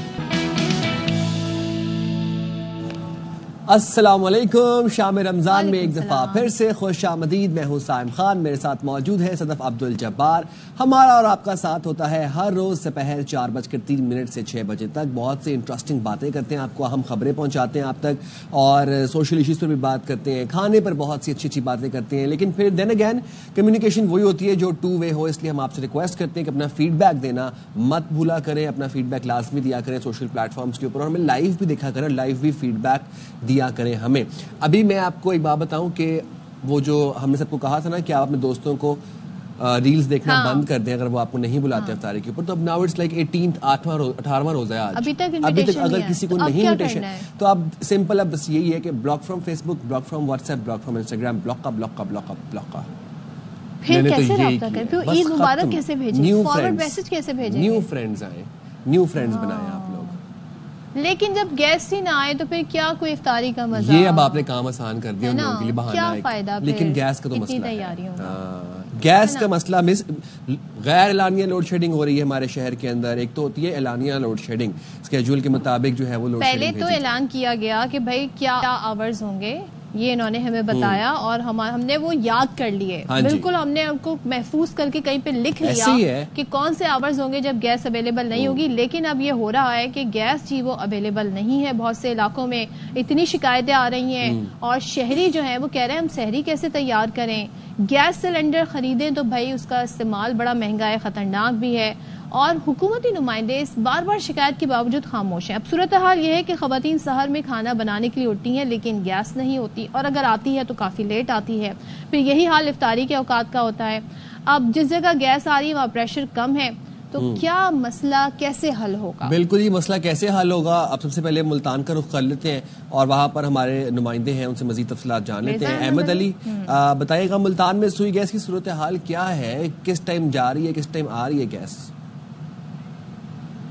جی بالکل, شہر ملتان میں ماہ مبارک میں بھی شہری سوئی گیس کی وجہ سے جو ہے پریشان ہے. مختلف علاقوں میں جو ہے لو پریشر کا مسئلہ ہے, جبکہ ٹائمنگ بھی جو ہے وہ واضح نہیں ہے. دیکھیے سحری اور افطاری میں مختصر وقت کے لیے گیس دی جاتی ہے جس سے بمشکل کھانے پکائے جا سکتے ہیں, اس لیے ہمیں سلنڈر یوز کرنا پڑتا ہے. حکومت وقت کو چاہیے کہ کم از کم رمضان شریف میں فل پریشر سے گیس کو مہیا کریں. یہی وجہ ہے کہ اب لوگ گیس نہ ہونے کی وجہ سے گیس سلنڈر کا استعمال کرتے ہیں, اور پہلے ہی گیس کی قیمتیں اتنی بلند ہو چکی ہیں کہ وہ عام جو صارف ہے, عام شہری جو ہے, وہ اس کو ادا کرنے کی صلاحیت استطاعت نہیں رکھتا. جو گنجان آباد علاقے ہیں جہاں لو پریشر کی بہت زیادہ شکایت ہے, ان میں معصوم شاہ روڈ ہے, بوسن روڈ ہے, اور بہاولپور بائی پاس روڈ کے اطراف میں جو گنجان آبادیاں ہیں وہاں پر لو پریشر کی شکایت ہے لوگوں کو, جس کی وجہ سے جو ہے لوگوں کو خاصی مشکلات کا سامنا کرنا پڑا ہے. ایل پی جی کی بات کریں تو جو لوگ ایل پی جی یوز کرتے ہیں, ایل پی جی 300 روپے فی کلو تک جا پہنچی ہے, جس سے شہریوں کی مشکلات میں اضافہ ہو رہا ہے. جی چلیں, تو آپ نے ملتان کی صورتحال دیکھی. اسی طریقے کے حالات کوئٹہ میں بھی ہیں, اور کوئٹہ میں بھی شہری شکایت کر رہے ہیں. مسئلہ یہ ہے کہ ایل پی جی اگر خریدنے جائیں تو وہ بھی بہت مہنگی ہے, اور لوگ مجبور ہیں زائد قیمتوں پہ خریدنے پہ. تو وہاں سے ہمیں رپورٹ کر رہے ہیں منظور احمد. منظور بتائیے. جی, رمضان مبارک میں جو گیس کا مسئلہ ہے وہ کوئٹہ میں برقرار ہے, بلکہ بعض علاقوں میں جو ہے بحران کی کیفیت ہے. گیس پریشر خاص طور پہ افطار اور سحر کے اوقات میں نہ ہونے سے لوگوں کو کافی مشکلات کا سامنا کرنا پڑتا ہے. امور خانہ داری شدید متاثر ہیں. اب موسم قدرے بہتر ہے لیکن گیس کی ضرورت برقرار ہے اور گھروں میں ہیٹروں کی بھی ضرورت ہوتی ہے خاص طور پہ رات کے اوقات میں. تو ایسی صورت میں گیس نہ ہونے سے جو ہے شہری پریشان ہیں. وہ ایندھن کے دیگر ذرائع پر انحصار کرتے ہیں جس میں خاص طور پہ ایل پی جی ہے تاکہ کھانا تو بنایا جا سکے. ایل پی جی کی ضرورت پڑنے پر لوگ جو ہے سلنڈر کا استعمال کر رہے ہیں. تاہم اس کے بھی قیمتیں جو ہے وہ زائد ہیں سرکاری ریٹ سے. کوئٹہ میں جو ہے جو ایل پی جی گیس کی فی کلو قیمت ہے 280 روپے سے 300 روپے جو ہے وہ فروخت ہو رہا ہے. جہاں گیس پریشر کی ہم بات کریں تو کوئٹہ کے مشرقی bypass Sariab road, Kambrani road, اسی طرح بروری, نوسار, نوا کلی, ایئرپورٹ روڈ کے بعض علاقے, مری آباد, پشتون آباد اور وسطی شہر جو کوئٹہ کا ہے وسطی علاقے, وہاں پر بھی گیس کی صورتحال کچھ اسی طرح ہے. خاص طور پہ سحر اور افطار میں گیس نہیں ہے جس سے لوگوں کو پریشانی کا سامنا کرنا پڑ رہا ہے. جی, سحر و افطار میں گیس نہیں ہے اور ہم نے روزے بھی رکھنے ہیں اور ہم باہر سے بھی افورڈ نہیں کر سکتے, تو پھر ہم کیا کریں کیا کریں. اور دیکھیں پچھلے سال بھی یہی مسائل تھے, اس سے پچھلے سال بھی یہی مسائل تھے. لوگوں نے کسی طریقے سے مینج کر لیا لیکن جن اوقات میں گیس آ رہی ہے سائم اس ٹائم پریشر نہیں آتا. لیٹ جو ٹائمنگز آپ نے ہمیں بتائے ہوئے اعلانیہ ٹائمنگ اس سے لیٹ آتی ہے تو لوگ بہت پریشان ہیں. اب مہنگی گیس خرید رہے ہیں, ایل پی جی خرید رہے ہیں, اس کے بعد ظاہر ہے لوگوں کو بہت سارے لوگ جو ہیں وہ ایسا بھی سلنڈر لے آتے ہیں جو سیف نہیں ہوتا اور بالکل کہتے ہیں نا وہ ان کی جانوں سے ایک طریقے کا کھلواڑ ہے. تو سوچنے کی حکام والوں کو ضرورت ہے ایکشن لیں اس پر. بھائی رمضان گزر گیا اور کیا آپ کس چیز کا ویٹ کر رہے ہیں؟ بالکل ایسے ہی ہے. اب جی ہم ذرا تھوڑا سا اس کیس کو بھی ڈسکس کر لیتے ہیں جس پہ سب کی نظریں اس وقت چڑھی ہوئی ہیں. اور وہ کیس جو تھا جیسے کہ ہم ڈسکس کرتے آ رہے ہیں کہ every day there is a new turn, new twist, new angle to the story. اب جی مصطفیٰ عامر قتل کیس کی ہم بات کر رہے ہیں اور ملزم ارمغان نے والد سے لا تعلقی کا اعلان کر دیا ہے. جی اپنے والد سے لا تعلقی کا اعلان کر دیا ہے. ملزم ارمغان نے عدالت سے کہا کہ اس کا والد سے کوئی واسطہ نہیں, والد سے وہ نہیں ملنا چاہتا. ارمغان کے والد کامران قریشی کا عدالت کے باہر شور شرابہ, کہتے ہیں کہ والد نہیں مانتے تو چھوڑ دو مجھے. عدالت کامران قریشی کو باہر نکالا. ملزم ارمغان کے وکیل عابد زمان خان نے مقدمے کی پیروی سے انکار کر دیا. انسداد دہشت گردی کی عدالت میں کہا میری ملزم کے والد کامران قریشی سے نہیں بنتی. اچھا یہ نا ویڈیو میں نے دیکھی جو کیونکہ باہر جو صحافی کھڑے ہوتے ہیں وہ ویڈیو ریکارڈ کر رہے تھے, تو یہ جو ارمغان کے والد صاحب تھے وہ کہتے ہی واز اپنے اسی سٹائل کے جس طرح وہ ہائپر ہو کے بولتے, کہتے میں نے اسے کہا طلاق دے مجھے, طلاق دے مجھے, نہیں دے سکتا نا کیونکہ تیرے نام کے ساتھ قریشی لکھا ہوا ہے. تو مطلب یہ اب یہی والا مناظر جو آپ دیکھ رہی ہیں نا, یہی پر انہوں نے بات, جبکہ میں یہ دیکھ رہی ہوں وٹ ایور جو جس طرح بھی یہ بات کرتے ہوں لیکن یہ تھرو آؤٹ کوشش یہ کر رہے ہیں اپنے بیٹے کے ساتھ کھڑے ہونے کی, لیکن بیٹے نے اب ان سے لا تعلقی کا اعلان کر دیا. تو بڑا ویئرڈ یہ معاملہ ہو گیا ہے. سلمان لودھی ہمارے ساتھ ہیں, ان سے بات کر لیتے ہیں. بتائیے گا سلمان کے جو ملزم ارمغان ہے اس نے اپنے والد کی جانب سے دیے گئے وکیل کو ہی کرنے سے انکار کر دیا ہے, تو اب والد کو بھی نہیں مان رہا, تو ان کا کیس پھر آگے کیسے بڑھے گا؟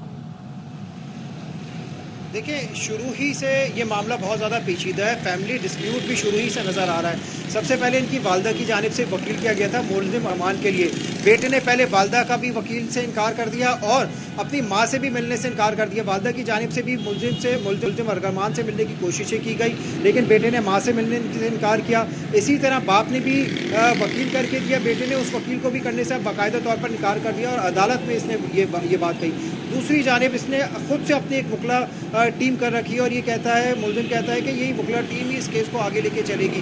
والد قریشی کا حرکتیں بھی آپ یہ سکتے ہیں کہ اس کا جو اگریشن ہے نہ صرف صحافیوں کے سامنے بلکہ وکلا کے سامنے بھی آیا اور اس کی شکایت عدالت میں بھی کی گئی ہے. پولیس کی جانب سے بھی شکایت کی گئی ہے. اس کے والد کا جو کامران قریشی ہے اس کا رویہ اور ایگریسو جو جس طریقے سے یہ تمام تر چیزیں کیس آگے بڑھتا جا رہا ہے اس کا رویہ اور مزید ایگریسو ہوتے جا رہا ہے. ملزم ارغمان نے اپنا الگ وکلا ٹیم کر رکھی ہے اور جو عدالتی کارروائی اس کے بعد تو تمام چیزیں واضح ہو چکی ہیں. والد جو ارغمان کا والد ہے مصطفیٰ قریشی کئی بار میڈیا کے سامنے بھی آیا, اس میں بھی اس کا رویہ دیکھ سکتے ہیں کہ کتنا زیادہ ایگریسو ہے. اب اس کیس کے کیونکہ مراحل اب یہ کہہ سکتے ہیں صحیح سمت میں آگے بڑھ رہا ہے کیونکہ ایک سب سے اہم چیز اب سامنے ہوئی ہے. پولیس کے سامنے ملزم کا ایک ویڈیو بیان ریکارڈ کیا گیا جس میں اس نے بتایا ہے کہ اس نے جرم کا اعتراف کر لیا اور باقاعدہ ایک اور انکشاف کیا. اس نے قتل کرنے کے بعد باقاعدہ طور پر اپنے والد کامران قریشی کو فون پر تمام تفصیلات سے آگاہ کیا اور والد نے کہا کراچی چھوڑ کر چلے جاؤ. تو یہ کچھ دنوں کے لیے شہر چھوڑ کے بھی گیا. اس کو لگا کہ کیس ٹھنڈا ہو گیا, دوبارہ یہ کراچی آیا اور دوبارہ یہ ایکٹیو ہوا. اسی دوران CPLC और ABCC को भी इसकी घर की लोकेशन मिली और केस को आगे बढ़ाया। तो अब पुलिस ही कहती है, क्योंकि जुर्म का पता इसके बाप को भी पता चल चुका था, कामरान कुरैशी को, अब उसको भी शामिल तफ्तीश करने का फैसला किया गया है, क्योंकि इसने जुर्म छुपाने के लिए अपने बेटे को मशवरा किया कि शहर छोड़ के चले जाओ, और अरगमान शहर छोड़ के गया भी। इसको वहाँ से ये लगा कि मामला कराची में ठंडा हो चुका है, तो वापस ही कराची आया और तमाम ये मामला इसके बाद नहीं। तो सलमान अब ऐसा क्या हुआ है कि ये अपने वालिद को एक्सेप्ट करने से इनकारी हैं? ये कहते हैं कि मेरे वालिद, वो मानते ही नहीं कि मेरे वालिद हैं। देखिए, फैमिली डिस्प्यूट हमें शुरू ही से नजर आ रहा था, बाप बेटे के दरमियान, और बेटा अपने घर वालों को शुरू ही से एक फासले पर रख रहा था। अगर घर वाले इस केस में इनके लिए कोई वकील करने जा रहे होते तो ये उनसे भी इनकार कर देता था। कुछ मौके ऐसे भी आते थे कि इनसे मिलने की कोशिशें करते थे, लेकिन ये वैसे इनकार कर देता था। अब एक बिल्कुल अजीब सा यू टर्न आया और अदालत में इसने जब ये बोला तो ना सिर्फ तफ्तीशी पुलिस अफसरान बल्कि अदालत में जो इनके वकला है वो भी हैरान हो गए, और कुछ वकला ने तो इनकी केस से पैरवी से भी इनकार कर दिया। तो एक ड्रामाई मोड ये तमाम अफराद को नजर आया है। ठीक है, सलमान हमें डिटेल बता रहे हैं भाई। तो बड़ी इसमें कहते हैं ना, बहुत सारी कहते हैं कॉम्प्लेक्सिटीज आती जा रही हैं इस केस के अंदर। अब देखिए, वालिद को भी इन्वॉल्व कर लिया अरमान खान ने, यानी जो उसने वीडियो कन्फेशन बयान दिया है उसमें वो ये कह रहा है कि मैंने अपने वालिद को फोन करके सब बताया था मैंने किया क्या है, तो उन्होंने मुझे मशवरा दिया कि थोड़ी दिनों के लिए मुल्क से बाहर चले जाओ, तो मैं थोड़े दिनों के लिए गायब भी हो गया, वापस आके दोबारा से एक्टिव हो गया। अब इन पे भी केस। अच्छा, और एक चीज और सोचने वाली ये बात है कि जो बाप है वो बेटे के लिए किस तरीके से देख रहे हैं हम, उनको क्या रद्द अमल है, क्या एग्रेशन है, क्या डेस्परेशन है उनके अंदर, और दूसरे एंड पे बेटा है वो कहता है कि मैं मानता ही नहीं कि मेरे बाप है। तो भाई अब देखते हैं इस केस में क्या क्या आगे मोड़ आते हैं। Anyhow, let's just lighten the mood. और महकमा रेलवे का, हाँ, और ईद की दिनों में बड़ा जिम्मेदारी आ जाती है महकमा रेलवे पर। ईद पर 5 स्पेशल ट्रेनें चलाने का ऐलान कर दिया गया है। पहली ईद स्पेशल ट्रेन कराची से लाहौर 26 मार्च को रवाना होगी, और मुझे चांद नवाब याद आ गए जैसे मैंने कराची से लाहौर कहा। दूसरी क्वेटा से सुबह 10 बजे पेशावर के लिए रवाना होगी, और कौन कौन सी किस टाइम पे रवाना होंगी ये हमें बता रहे हैं अंजुम वहाब। जी अंजुम, बताइएगा।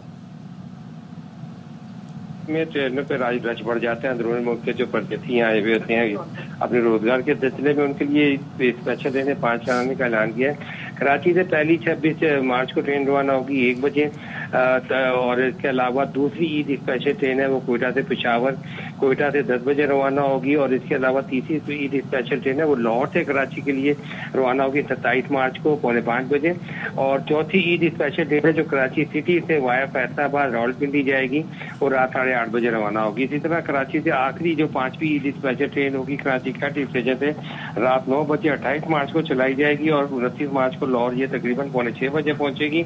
और मुसाफिरों की तादाद को देखते हुए इस दफा कराची से एक और पहले लाहौर एक जाती थी, लेकिन 2 ट्रेनें ईद स्पेशल कराची से चलाने का ऐलान किया गया, जो कराची से जाने वाले जो मुसाफिर उनके लिए काफी सहूलत होगी। चले, ठीक है, बहुत शुक्रिया अंजुम। चले जी, मुसाफिरों ने नोट डाउन कर लिया होगा ऑलरेडी, उनको आइडिया हो गया होगा कि ट्रेनें अब किन किन औकात पर चलेंगी, ईद स्पेशल ट्रेनें। अच्छा जी, क्या मैं तो ना इतना मतलब मैं शर्मिंदा हूँ किस बात मैं बस हो गई है, मतलब अफसोस है और दिली अफसोस है मुझे इस चीज का सदफ कि उस दिन हम लोगों ने एक खबर चलाई जिसमें हमने देखा कि एक ठेले वाला बंदा था, फल फरोश था, और उसको पुलिस वालों ने आके मारा और उससे फल लेके जाना चाह रहे थे। उसकी बेटी सामने बैठी हुई थी, दिल खून के आंसू रोया तब कि जब उसकी बेटी ने देखा कि उसके बाप को पुलिस वाले जो है वो गालियां दे रहे हैं, गंदी ज़बान इस्तेमाल कर रहे हैं और मार रहे हैं। छोटी सी बच्ची थी 2 साल की, और फिर हमने देखा कि जी उसके ऊपर एक्शन हुआ, मुअत्तल हो गए अफसर और कुछ को बर्खास्त कर दिया गया। अच्छा हुआ ना, मैं तो समझी थी इसके बाद इस तरह के वाकयात रुक जाएंगे। नहीं जी, नहीं थमे ना ये वाकयात। अब हुआ ये है कि शेरशाह थाने का सब इंस्पेक्टर यूनिफॉर्म में एक दुकान से शरबत की बोतल मुफ्त ले गया। एक तो बोतल के पैसे भी नहीं दिए, ऊपर से दुकान पर खड़े शख्स को धक्के देने के अंदाज में हाथ उठाया। अच्छा, SHO Korangi industrial area Khalid Memon को मनशियात फरोशी से रिश्वत देने पर मुअत्तल कर दिया गया। ये एक डिफरेंट केस है, बट ये हम सीसीटीवी देख सकते हैं किस तरीके से बोतल ली, पैसे भी नहीं दिए और फिर बदमाशी करने के लिए अपना हाथ भी उठाया। सोचिए आप यूनिफॉर्म में ऐसी हरकत कर रहे हैं, कोई अपनी यूनिफॉर्म की इज्जत का ख्याल रख लें। तो हम नजीर शाह से जानते हैं, नजीर इसी तरीके से एक और अहलकार को हमने पिछले दिनों देखा था, फल फरोश को पैसे नहीं दे रहा था, जबरदस्ती फल लेके गया, उसने मना किया तो उसको मारा कूटा। अब हम ये मंजर देख रहे हैं, तो हम तो सोच रहे थे पुलिस का महकमा बड़ा एक्टिव हो गया, एक्शन होगा, ان کو تو نہیں سمجھ آ رہی. پولیس کا محکمہ کئی جگہ پر ایکٹیو بھی ہے، مگر جس طرح کراچی کے لوگ بھکاریوں اور گداگر مافیا سے سخت پریشان نظر آتے ہیں، تو اس طرح جو دکاندار ہیں، مارٹ والے یا جو ٹھیلے پتھارے والے، تو وہ سپاہیوں سے پہلے بہت تنگ تھے، لیکن اب تو افسران بھی مفت خوری کرنے لگے ہیں. یہ سب انسپیکٹر ہے جو شیر شاہ تھانے کی حدود میں ایک مارٹ ہے، وہاں پر اندر داخل ہوا اور اس نے سب سے پہلے اس سے شربت کی بوتل کا کہا، تو اس نے کہا سامنے رکھیے، تو وہاں سے جب اٹھا کر یہ کاؤنٹر پر رکھی گئی تو سب سے پہلے تو اس کا ایک ایکٹ دیکھا جا سکتا ہے کہ اس کو راستہ نہیں ملا تو باقاعدہ دھتکار کر یہ دوسری جانب آیا.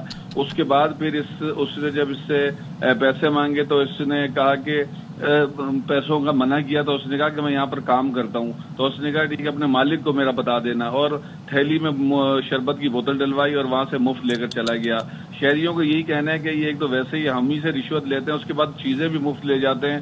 تو یہ جو اس طرح کا جو عمل ہے، آئی جی سندھ جو غلام نبی میمن ہے، ان کی جانب سے جب بھی ہم سے بات ہوتی ہے تو وہ کہتا ہے سب سے زیادہ جو ناپسندیدہ عمل جو پولیس کا وہ یہی ہے کہ وہ ٹھیلے پتھاروں اور ایسی جگہوں سے مفت خوری کرتا ہے جس سے محکمہ بدنام ہوتا ہے. اور اس میں بھی آپ دیکھ سکتے ہیں کہ سب انسپیکٹر معاملہ پہنچ گیا ہے. دکانوں کے اندر جا کے کارروائی ہو رہی. تھینک گاڈ کہ یہاں پہ سی سی ٹی وی کیمرہ تھا. وہ جو واقعہ ہوا تھا اس کی موبائل فوٹیج آ گئی تھی، یہ سی سی ٹی وی پہ کیمرہ نے کیپچر کیا. اینڈ آئی ہوپ کہ پولیس چیف جو ہیں وہ ایکشن لیں گے، اور چہرہ بھی بڑا کلیئر ہے. تو ٹھیک ہے نظیر، نوکری خطرے میں ڈال دی، نوکری خطرے میں ڈال دی. اور میں یہ سرپرائزڈ ہوں کہ یہ ہمارے محافظ ہیں، یہ انہوں نے ہماری حفاظت کرنی ہے. صدف، یہ جب سڑک پہ کھڑے ہوتے ہیں یا جب کوئی کارروائی کرتے ہیں تو یہ ہمارے محافظ ہیں. They are supposed to protect us, they are meant to protect us. لیکن اچھا ایک اور بھی خبر ہے، میں آپ کو وہ بھی بتاتا ہوں نا کہ S H O Korangi industrial area خالد میمن کو منشیات فروش سے رشوت لینے پر معطل کر دیا گیا. اب رشوت سنیں کیسے لی گئی. ایس ایچ او پر گزشتہ رات کامبنگ آپریشن کے دوران پکڑے گئے منشیات فروش کو 200 گرام کے بدلے 2 لاکھ روپے لے کر چھوڑنے کا الزام تھا. نظیر، اس حوالے سے بھی ذرا بتائے گا. پہلے تو یہ بتائے گا کہ 200 گرام کے بدلے 2 لاکھ یہ سینس بنتی ہے اس کی؟ دیکھیں، کراچی میں ہر روزانہ کامبنگ آپریشن ہوتا ہے. آپ نے دیکھا تھا گزشتہ روز بھی ایڈیشنل آئی جی کراچی سے ہماری بات ہوئی تھی، انہوں نے اسپیشلی ذکر کیا تھا کہ کراچی میں ہم ڈیلی کامبنگ آپریشن کرتے ہیں رینجر کے ساتھ مل کر. تو رات گئے کورنگی ڈسٹرکٹ میں جب کامبنگ آپریشن کیا گیا تو ایک منشیات فروش گرفتار حراست میں لیا گیا، جس کے بعد سے 200 گرام ہیروئن برآمد ہوئی، جو یہ ٹوکنوں کی صورت میں بیچتے اور لاکھ روپے کماتے ہیں. تو ایس ایچ او اس کو اپنے ساتھ لے گیا اور مبینہ طور پر 2 لاکھ روپے اس سے رشوت لے کر اس کو چھوڑ دیا. اور یہ بات جب S S P Korangi Tariq Nawaz تک پہنچی تو اس کو فوری طور پر نہ صرف معطل کر دیا گیا ہے بلکہ اس کو شوکاز بھی جاری کرنے کا بتایا. اور ان کا یہ کہنا ہے کہ اس کے خلاف سخت سے سخت محکمہ جاتی کارروائی کی جائے گی. اور اسی تھانے کے ایک جو ہیڈ مورر ہے اس کا نام وقار ہے، یہ خالد میمن تھا، اس کا جو وقار ہے اس کے خلاف بھی شکایت تھی کہ وہ چھالیا کی گاڑی 3.5 لاکھ روپے لے کر اس نے چھوڑی تھی. تو یہ آوے کا آوا ہی بگڑا ہوا ہے. اگر ایسے لوگ جو اس طرح کی پوسٹوں پر بیٹھے ہوئے اگر یہ کریں گے تو نیچے سپاہی تو لازمی سی بات ہے پھر ٹھیلے پتاروں سے چیزیں لیں گے. ٹھیک ہے نظیر، بہت شکریہ، تھینک یو سو مچ. اور پہلے یہ ہوا کرتا تھا کہ خبر آتی تھی ملزم مجرم کو پولیس پکڑ رہی ہے، اب پولیس کے ہی جرائم کی خبریں ہم آپ تک پہنچا رہے ہیں. تو وہی بات ہے نا، آوے کا آوا ہی بگڑا. کتنے حالات بدل گئے ہیں، واقعات بدل. چلیں جی، اب ذرا ہم آپ کو موڈ چینج کرتے ہیں. ذرا آپ بہت ہو گئی جرم اور جرائم کی باتیں، تو ہم جدید دور کی گھڑی، موبائل اور دیگر سائنسی آلات کی تو سب باتیں کرتے ہیں، لیکن ہم آپ کو بتاتے ہیں کہ چنیوٹ کے جو لوگ ہیں انہوں نے پرانی روایات کو برقرار رکھا ہوا ہے اور گولے کی آواز پر سحر و افطار کا اہتمام یہاں پر ہوتا ہے. باقاعدہ ان کی ٹائمنگ جو ہے وہ انہیں اس ساؤنڈ سے وہ ٹائمنگ کا اندازہ لگاتے ہیں. تو دکھاتے ہیں جی آپ کو، امیر عمر چمن بتائیں گے. آئیے دیکھتے ہیں.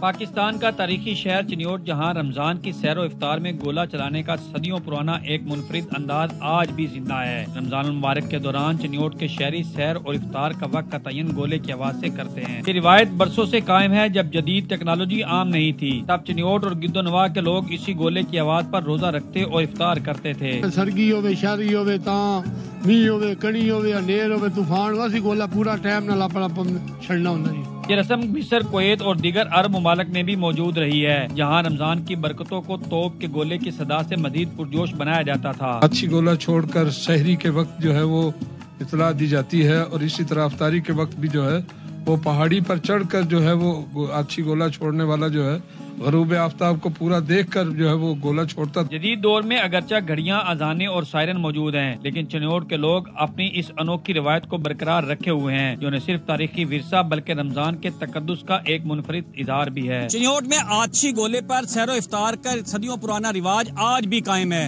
कैमरा टीम के साथ अमीर उमर चमन, ARY न्यूज, चिन्योट। सोचे एक बंदे की ड्यूटी होगी बकायदा। हाँ नहीं, अच्छा, और जिस दिन ये शुरली नहीं चलेगी उस दिन मतलब क्या होगा, कैसे पता चलेगा कि दूसरी शुरली कर देंगे? दूसरी शुरली कर देंगे। अच्छा चले जी, अब कुछ खाने की बात कर लेते हैं। खाने की बात करते हैं, और आपकी बड़ी फरमाइशें आती हैं कि भाई कुछ ऐसी रेसिपी बताएं, कभी मेहमान भी आ जाते हैं तो कितने पकौड़े बनाएं, कितने समोसे जो है वो फ्राई करें। तो आज की रेसिपी हमारी है सीख कबाब pulao with summer blossom. Summer blossom तैयार। वाह भाई, ये तो बड़े मजे की रेसिपी है, और मेरी फेवरेट था। पुलाव और सीख कबाब का कॉम्बिनेशन मुझे अच्छा लगा विद समर ब्लॉसम। बोटियां कम पड़ जाएं तो सीख कबाब सही है जी। चलें जी, जाते हैं एक ब्रेक पे। आपने कहीं नहीं जाना, यहीं पे रहिएगा, हाजिर होते हैं एक ब्रेक के बाद। Welcome back. और सबसे पहले जल्दी से एक क्विक अपडेट शामिल कर लेते हैं। पाक बहरिया और रूसी बहरिया में दो तरफा मश्क मॉनसून 6 का बहरे अरब में इनेकाद किया गया। लाइक और रहमान हमारे साथ मौजूद हैं, इस हवाले से हमें अपडेट करेंगे। लाइक बताएगा इस मश्क में और क्या क्या किया गया। जी, पाक बहरिया और रूसी बहरिया के मबैन दो तरफा मश्क अरेबियन मानसून 6 का बहरे अरब में इनेकाद किया गया है। मश्क में रूसी बहरी जहाज़ों के अलावा पाक बहरिया के मुख्तलिफ असासे और पाक फिजाइया के लड़ाका तैयारे भी शरीक थे। मश्क का मकसद बाहमी ताउन का फरोग और बहरी सलामती को दरपेश मुश्तरका खतरात के खिलाफ अज़्म का मुजाहरा करना था। कराची में रूसी बहरी जहाज़ों के क़याम के दौरान दो तरफा जहाज़ों के दौरे, हार्बर ड्रिल्स और टेबल टॉप डिस्कशंस भी की गई। रूसी बहरिया के मंदूबीन ने पाक बहरिया के सीनियर हुकाम से मुलाकातें की। तो की जा रही है कि मैरीटाइम डोमेन में मुश्तरका मशकों का इनेकाद खित्ते में बहरी सलामती के लिए पाक बहरिया के अज़्म का मज़हर है और इससे दो तरफा ताउन मज़ीद फ़रोग़ पाएगा। जी ठीक है, लाइक बहुत शुक्रिया। चले जी, आपकी फरमाइश पे जो टॉपिक अब हम डिस्कस करने जा रहे हैं, और जैसे जैसे ईद करीब आती है, कुछ भी हो जाए, दुनिया इधर से उधर हो जाए, आपको लाजमी पिंपल हो जाता है चांद रात या चांद रात को। ये आपने अच्छी बात की ना, चांद रात को एंड एक दिन पहले आपको ना किसी भी इवेंट पे जाना है, ऐसी जगह पर होता है कि आप उसको लाख कंसीलर लगा लें, नहीं छुपना होता। तोहफा मिलता है आपको नेचर की तरफ से। नेचर की तरफ से, या वो जो पकौड़े खाएं तेल वाले, वो जो चाट मसाले डाल डाल के चाट में खाएं। तो चले जी, ये महीना है, हम खुसूसी इबादत का एहतमाम करते हैं, लेकिन साथ ही जिसम में पानी की मिकदार कम हो जाती है, फिर नींद लोगों की पूरी नहीं हो पाती है, फिर जिस तरह का खाना पीना है, तो बहुत सारी स्किन इश्यूज हो जाते हैं। तो क्या किया जाए स्किन? बिल्कुल जी, क्या किया जाए, ये हम डॉक्टर काशिफ अहमद मलिक से पूछ लेते हैं। Thank you very much for joining us in the programme. Thank you very much. Kashif साहब, वंडरफुल टॉपिक, बहुत जबरदस्त टॉपिक है और ये बिल्कुल रिलेटेड है हमारी डाइट से। आपने बिल्कुल सही डायग्नोसिस की है, बिल्कुल। और आप यकीन जाने, पकोड़े लगता है ऐसे ज़रूरी हैं कि अगर आप नहीं खाएं तो शायद इफ्तारी ना हो,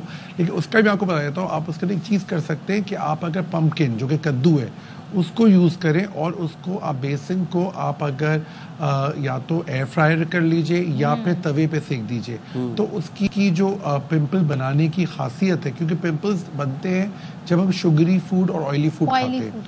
अब ऑयली फूड खा रहे हैं, फिर आपने देखा होगा मीठा भी बहुत बढ़ जाता है, लोग पुडिंग और ये सब चीज़ें बहुत खा रहे होते हैं, केक और ये सब चीज़ें, शरबत बहुत सारे हो जाते हैं। तो उसकी वजह से चूंकि इंसुलिन लेवल बढ़ गया तो एक्ने भी बढ़ गई। अब जैसे मैं मुर्शिद हॉस्पिटल में होता हूँ, जो वाहिद हॉस्पिटल है पाकिस्तान का जो कि बलोचिस्तान और सिंध से रिलेटेड है बीच में, तो बहुत पेशेंट्स आते हैं मेरे पास, इफ्तारी के बाद भी आते हैं, पहले भी आते हैं कि एक्ने बहुत निकल रही है। और आप बिल्कुल सही कह रही हैं कि चूंकि ईद करीब होती है और आखिरी दिन मुझे लगता है हम ज़्यादा खाते हैं, ज़्यादा होता है कि अब ये रमज़ान चला जाएगा, तो उसकी वजह से यस एक बहुत बड़ा फैक्टर है। उसकी वजह से आपकी स्किन भी बहुत ड्राई हो जाती है। मेन फैक्टर ये है कि पानी बहुत कम पिया जाता है। हम इफ्तारी के बाद भूल जाते हैं अक्सर कि हम रोज़े में नहीं हैं और हम शायद पानी अवॉइड करते हैं। तो पानी का इस्तेमाल आप जानबूझ के हर घंटे पे एक गिलास पानी तो फिर हल क्या है? पानी पीने के अलावा हल क्या निकालें? पानी में अपनी डाइट के अंदर खीरे का इस्तेमाल ज़्यादा करें। मैं पेशेंट को तो बाल बहुत ड्राई हो जाते हैं, बाल बहुत टूट रहे होते हैं, आपके नेल्स ड्राई हो जाते हैं, नेल्स टूट रहे होते हैं, तो मैं बाकायदा अपनी प्रिस्क्रिप्शन लिखता हूँ, चुकंदर, कलेजी, साग, लोबिया, दालें, दही, दूध। तो ये चीज़ें जो आप इफ्तारी के साथ भी खाएं, افطاری میں بھی کھائیں اور اس کے بعد بھی کھاتے رہیے. لیکن پھر بھی ڈاکٹر صاحب آپ سے لوگ کہیں گے ہمیں کریم ضرور بتا دیں. کریم اس کی بہت امپورٹنٹ ہے, بہت اچھی آ رہی ہیں. سب سے امپورٹنٹ چیز ہمیں ڈائگنوز کرنا ہے کہ ایکنی ہے یا میلیا ہے یا فنگس ہے, کیونکہ بہت ساری چیز ہوتی ہے کہ سر کے اندر خشکی بڑھ جاتی ہے لوگوں کی, تو آپ کو پراپر ان کو آئل دینا ہوتا ہے. اس کو آپ کو میں ہمیشہ کہتا ہوں وائٹامن ضرور کھائیں, اور وائٹامنز آپ لیجیے افطاری کے ساتھ. اسکن اینڈ نیلز وائٹامنز افطاری کے ساتھ. میں اس لیے کہتا ہوں کہ افطاری کے بعد آپ پانی پی سکتے ہیں. کچھ لوگ کہتے ہیں کہ ہمیں لگتا ہے کہ ہمارا جو ہم نے دوائی کھائی ہے وہ یہاں پہ اٹکی ہوئی ہے, they feel a little you know jittery, a little nauseous, تو آپ پانی پی سکتے ہیں اس کے اندر. تو یہ چیزیں بہت ضروری ہیں. کریمز کا بہت امپورٹنٹ ہاتھ ہے, کیونکہ کریمز آپ ہاتھ میں لگا کے سوئیں. اچھا سلیپ پیٹرن اچھا رکھے. میں نے اکثر دیکھا ہے اسپیشلی کراچی میں لوگ رات بھر جاگ رہے ہوتے ہیں, دن بھر سو رہے ہوتے ہیں. وہ اللہ نے جو سلیپ پیٹرن بنایا وہ سبحان اللہ ہے. عصر سے پہلے آپ اٹھ جائیے, ظہر سے عصر کے بیچ میں اگر ٹائم ملے تو سو جائیے, نیپ لے لیجیے. ایک یہ جو بیلنس ڈائٹ ہے وہ کریں. اور پلیز ایک چیز کا بہت خیال رکھیں, مجھے پتا ہے بہت ساری کمپنیز ناراض ہو سکتی ہیں کہ کولڈ ڈرنکس بالکل نہ پئیں افطاری سحری میں. That's bad for your skin. Any kind of carbonated water is terrible for you. آپ لیمو پانی بنائیے, لسی لیجیے. آپ آج کل یو نو ستو آ رہا ہے, یا آپ کے لوکل ڈرنک گڑ کا شربت از امیزنگ. گنے کا شربت, تربوز کا تو ایکسلنٹ ہے آپ کی اسکن اینڈ نیلز کے لیے. آپ کو وائٹامنس پرووائڈ کر رہا ہے. سب سے بڑی بات ہے آپ کو آئرن دے رہا ہے. ایک چیز کا ضرور خیال رکھیے کہ آپ خود بھی چیک کر سکتے ہیں کہ آپ کو کس طرح سے آئرن کمی. آپ نے تھم لیا, اپنی آئیز کے نیچے یوں کیا, آپ کا جو یہ نیچے کا ایریا ہے یہ آپ کا پنکش ریڈ ہونا چاہیے, جیسے کال کنجنکٹائوا, اور یہ رمضان میں کافی کم ہو جاتا ہے. پیشاب میں بھی جلن ہو رہی ہوتی ہے, تو یہ سائن ہے کہ آپ پانی کم پی رہے ہیں, آپ اپنی ڈائٹ صحیح نہیں لے رہے ہیں, اور آپ سحری و افطاری صحیح نہیں کر رہے. اچھا ڈاکٹر صاحب, ایک اور چیز رمضان میں نوٹس کی ہے میں نے تو نوٹس کی ہے, but I get you know lot of D M people asking me about their skin and stuff. تو ایک یہ چیز ہے کہ رمضان کے اندر ایک تو فیس ایکنی کی آپ بات کریں, ایک بیک ایکنی ہوتی ہے, اور جو شولڈرز آپ کی نیک یا شولڈرز کے اوپر, یا آپ کی شولڈرز ایکنی جو ہوتی ہے مور کامن ان میلز, وہ بھی ایکنی کا ٹائپ ہے, لیکن وہ لوگ اس کو اگنور کر دیتے ہیں. سیلف لمیٹنگ ہوتی ہے. اس کے اندر سوپس آتے ہیں, جیسے کیپٹن سوپ ہے, سلفر سوپ ہے, اس سے آپ نہایا کریں. پانی جی سلفر سوپس آپ کے لیے بہت اچھے ہوتے ہیں نہانے کے لیے. ایک چیز کا خیال رکھیں, بہت ایزی سی بات ہے کہ بالٹی میں پانی نکالیں, پھٹکری ڈالا کریں, پھر نہایا کریں, کیونکہ پھٹکری سے گندگی بیٹھ جاتی ہے. کراچی میں تھوڑا سا پانی اتنا صاف نہیں آ رہا ہے. بورنگ واٹر ہر جگہ کہیں نہ کہیں ڈائریکٹلی اور انڈائریکٹلی آپ کے پاس آ جاتا ہے. تو یہ چیز کوشش کریں کہ آپ شاور سے نہ نہائیں. جو بالٹی کا پرانا you know we are going back to the old times, that was amazing, اور وہ بالکل میڈیکلی ریلیجیسلی ہر طرح سے اچھا تھا. اگین پانی کو کنزرو بھی کرتا ہے ایگزیکٹلی. تو وہ اس کے اندر آپ کے بال بھی نہیں ٹوٹتے, کیونکہ رمضان میں سب سے بڑا پرابلم آپ کے بالوں میں آتا ہے. بال بہت ڈرائی ہو جاتے ہیں, ٹوٹ رہے ہوتے ہیں, نیوٹریشن نہیں مل رہا ہے نا, زنک نہیں مل رہا, میگنیشیم نہیں مل رہا ہے. تو کھانے میں اپنے جو بھی ابھی پھل آئے ہوئے آپ زیادہ رکھیے. اپنی جو آپ کی پلیٹ ہو اس کے اندر 50% پھل اور سبزیاں ہوں, تو وہ آپ کے لیے بڑا اچھا ہوتا ہے. دیٹ از جیسے فروٹ چاٹ میں کہتا ہوں, جیسے آپ 3 چیزیں رکھ لیں افطاری پہ, فروٹ چاٹ لے لیں, دہی پھلکی, اور آپ آرام سے اس کے ساتھ چھولے وہ رکھ دیں. بس کوشش کریں کہ آئلی فوڈ لینا ہی ہے تو کم آئل کے ساتھ لیں, جیسے میں نے آپ کو بتایا وہ آپ کر سکتے ہیں. 2-3 پکوڑے, ایک بھی کافی ہے. آپ دہی اس کے ساتھ کھائیے. Have lots of yoghurt. Yoghurt آپ کی اسکن کو بہت اچھا رہے گا, آپ کے بالوں کو, آپ کے نیلز کو بہت زیادہ اچھا بھی رکھے گا اور ٹوٹنے سے بچائے گا. اچھا ایک چیز بتائیں, ابھی جو بالوں میں ڈینڈرف ہو جاتا ہے, اس کے لیے بڑے شیمپوز مارکیٹ میں اویلیبل ہیں, کتنا ان پہ ریلائی کریں, کیونکہ ان کی پھر ایک عادت ہی پڑ جاتی ہے. بالکل آپ صحیح کہہ رہی ہیں. اچھا شیمپوز بھی آپ کو دیکھ کے کرنا ہے. اینٹی ڈینڈرف شیمپو کا ایک سب سے بڑا نقصان ہے کہ آپ کے بالوں کو اور ڈرائی کر دیتا ہے. اس کے اندر ایک یو ہیو ٹو شو می, تو میں دیکھوں گا, بتاؤں گا کہ کیا سچویشن ہے. ایک تو میں آئلنگ ضرور کہتا ہوں کہ آئل آپ کریں. کچھ اسپریز آگے جو آپ کے بالوں کی جڑوں کو امپروو کرتے ہیں. پھر میں بلڈ ٹیسٹ ضرور کراتا ہوں. ایک IgE بلڈ ٹیسٹ ہے, CPESR ہے, HbA1c ہے, جو آپ کو بتائے گا کہ انٹرنل کیا پرابلم ہے. اب ظاہر ہے خشکی کی وجہ سے ہو رہا ہے, تو ہم آپ کے کھانے پینے میں ہم آپ کی چیز کریں گے. آپ کے اندر کچھ ایوننگ پریمروز ایک کیپسولز آ رہی ہیں جو فیمیلز کے لیے اسپیشلی بہت اچھی ہیں, آپ کے ہارمونل بیلنس میں بھی ہیلپ کرتی ہیں. وائٹامنز جس میں زنک ہو, میگنیشیم ہو. ایک چیز کا ضرور خیال رکھیں کہ آپ کے وائٹامن سے فولک ایسڈ ضرور ہو. وائٹامن C بہت اچھا ہے بالوں کے لیے, اسکن کے لیے. ڈینڈرف کا جو جہاں تک تعلق ہے وہ آپ کے پانی سے بہت ہے, اور آپ کے لائف اسٹائل سے. ڈاکٹر صاحب آج کل مارکیٹ کے اندر وہ ڈرائی شیمپوز بھی آ گئے ہیں. میں نے I got my self one, وہ آپ اسپرے کرتے ہیں بالوں پہ, جس یو نو रूटीन इतनी हेक्टिक होती है, टाइम नहीं मिलता शावर करने का या फिर अपने बाल वॉश करने का, अमूमन बिल्कुल day to day neck to neck चल रहे हैं। I think over the counter जो ड्रग्स मिल रही है, दवाई मिल रही है, आप प्लीज डॉक्टर से जरूर कंसल्ट करें। हमें बताएंगे, आपके लाइफस्टाइल के मुताबिक आपको बताएंगे, because of course they look very attractive, they look very convenient, but हर चीज कन्वीनियंट जो होती है वो अच्छी नहीं होती। यू नो दैट कन्वीनियंस में आपको प्रॉब्लम आती है। जो आपको तेल लगाने का जो पुराने जमाने में होता था, नानी दादियाँ पकड़ के बालों में तेल लगा दिए, that was actually an amazing thing. आप खुद भी कर सकते हैं, एक रात छोड़ छोड़ के तेल लगाइए। ओलाप्लेक्स ऑयल आ रहा है, एलो ऑयल आ रहा है, बहुत सारे ऑयल्स आ रहे हैं। अकॉर्डिंग टू योर हेयर हम आपको बताएंगे, अकॉर्डिंग टू योर स्कैल्प। और फिर ये भी आप देखिए, डैंड्रफ का जैसे मैम ने आपने कहा, वो बहुत बढ़ जाता है क्योंकि वाटर इनटेक कम है ना आपका। तो आप खीरा खाइए, आप अपना डिटॉक्स वाटर बनाइए। आप जैसे लस्सी इज एक्सीलेंट, आई लव लस्सी। सहरी पे भी, इफ्तारी पे भी आपको बेइंतहा एनर्जी देगी। फिर खजला पेनी जो हमारा ट्रेडिशनल जो मीठा, तो ऑब्वियसली यू लव पेनी तो भाई बेस्ट है, भाई बेस्ट है हर तरह से। अच्छा जी, अच्छा ये बताइएगा कि कुछ लोग अभी भी आंवला, रीठा, मेथी दाना इनका इस्तेमाल करते हैं। थोड़ा सा हम लोग इसलिए अवॉइड करते हैं कि हमें जल्दी है, तो शैम्पू रेडीमेड अवेलेबल है, तो ये कैसा है इनका इस्तेमाल? आप याद होगा एक मिसाल थी, जल्दी का काम शैतान का काम। तो don't do it very hastily. आपने जो तीनों चीजें बताई, ये बेइंतहा मुफीद है। दे आर हर्ब्स, ये बालों के लिए बेइंतहा मुफीद है, बहुत है। प्रूव करता है कि सबसे ज़्यादा इम्पोर्टेंट आपकी डाइट है, आपका लाइफस्टाइल है, आपका स्ट्रेस है। क्योंकि क्या होता है कि लोग स्ट्रेस ले लेकर, कुछ लोग होता है कि कुछ लोगों को एक you know word I don't want to use it, हौका भी होता है ना, हौका, वो अपनी प्लेटें इतनी भर लेते हैं, और स्पेशली वो चीज़ें जो कि इररेलेवेंट होती है।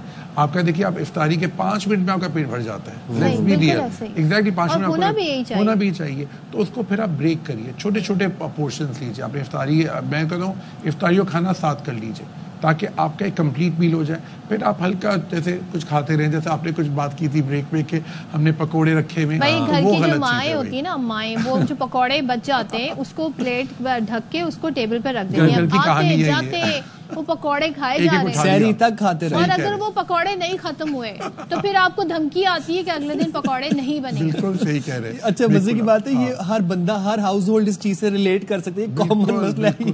वो टेबल पे रखे होते हैं, आओ मुझे खा लो।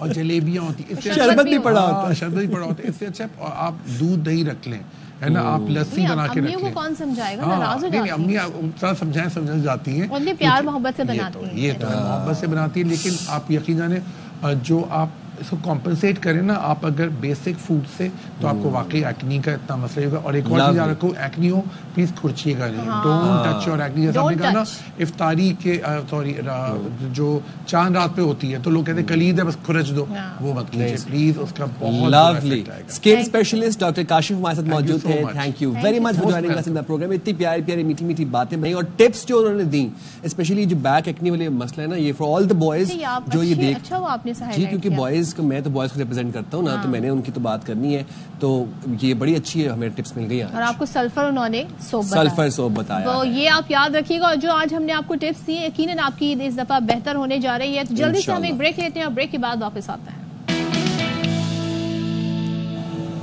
Welcome back once again. तो भाई ईद की तैयारियां तो हो रही हैं, लेकिन ईद की तैयारियों के साथ घर की तैयारी भी जरूरी है। हर चीज घर में नहीं होनी चाहिए, बिल्कुल होनी चाहिए, क्योंकि मेहमानों ने आना है। हाँ, तो भाई घर पे नए शोपीस चाहिए और बेडशीट चाहिए, नए कर्टन चाहिए। तो इसके लिए क्या किया जाए, कैसे इस बजट में रहा जाए इसे, तो रोहा फातिमा हमें बता रही है कि कराची वाले क्या कर रहे हैं। खूबसूरत वास, कैंडल स्टैंड, टी ट्रॉली और शो पीसेस समेत मुनफरिद वॉल क्लॉक्स जो देखने वालों को अपनी जानिब मुतवज्जा कर रही हैं।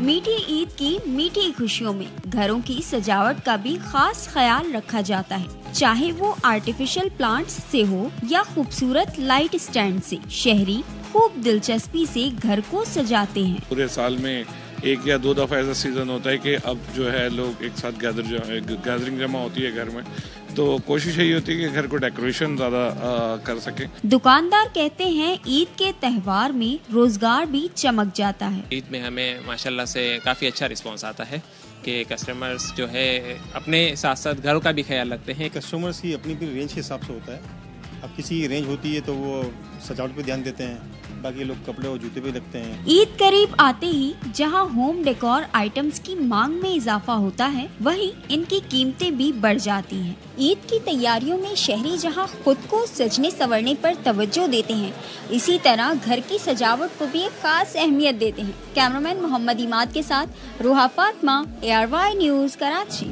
کیا بات ہے, کیا خوبصورت شو پیسز تھے اور کیا خوبصورت گھڑیاں تھیں. آئی ہوپ کہ پرائس بھی بڑے اچھے ہوں گے. یہ کوئی اگر مجھے عیدی میں دینا چاہتا ہے کچھ تو اس طرح کچھ دے سکتے ہیں, کیونکہ میں ہوم ڈیکور ابھی تک سائم کو یہ تھا کہ کوئی افطار پہ کیوں نہیں بلا رہا, اب سائم کو یہ ہو گیا ہے کہ بھائی عیدی. دیکھیں میرا مسئلہ یہ ہے کہ میں لوگوں سے ایکسپیکٹ بہت کرتا ہوں. آئی شوڈ ناٹ ایکسپیکٹ, یہ میرا مسئلہ ہے, میں مانتا ہوں, میں جانتا ہوں. چلیں کوئی بات نہیں, آپ کے دوست سن رہے ہوں گے, جن تک یہ بات پہنچنی چاہتی ہے وہ پہنچ گئی ہوگی. ہاں, اور وہ میرے سے بھی ایکسپیکٹ کرتے ہیں, بٹ میں تھوڑا لو مینٹیننس دوست ہوں, میرے بس یہی خوشی ہے, خواہشات ہیں, لو مینٹیننس دوست ہوں. چلیں جی, اپنا خیال رکھیے گا, بہت سارا آپ سے اجازت دیتے ہیں. اللہ حافظ.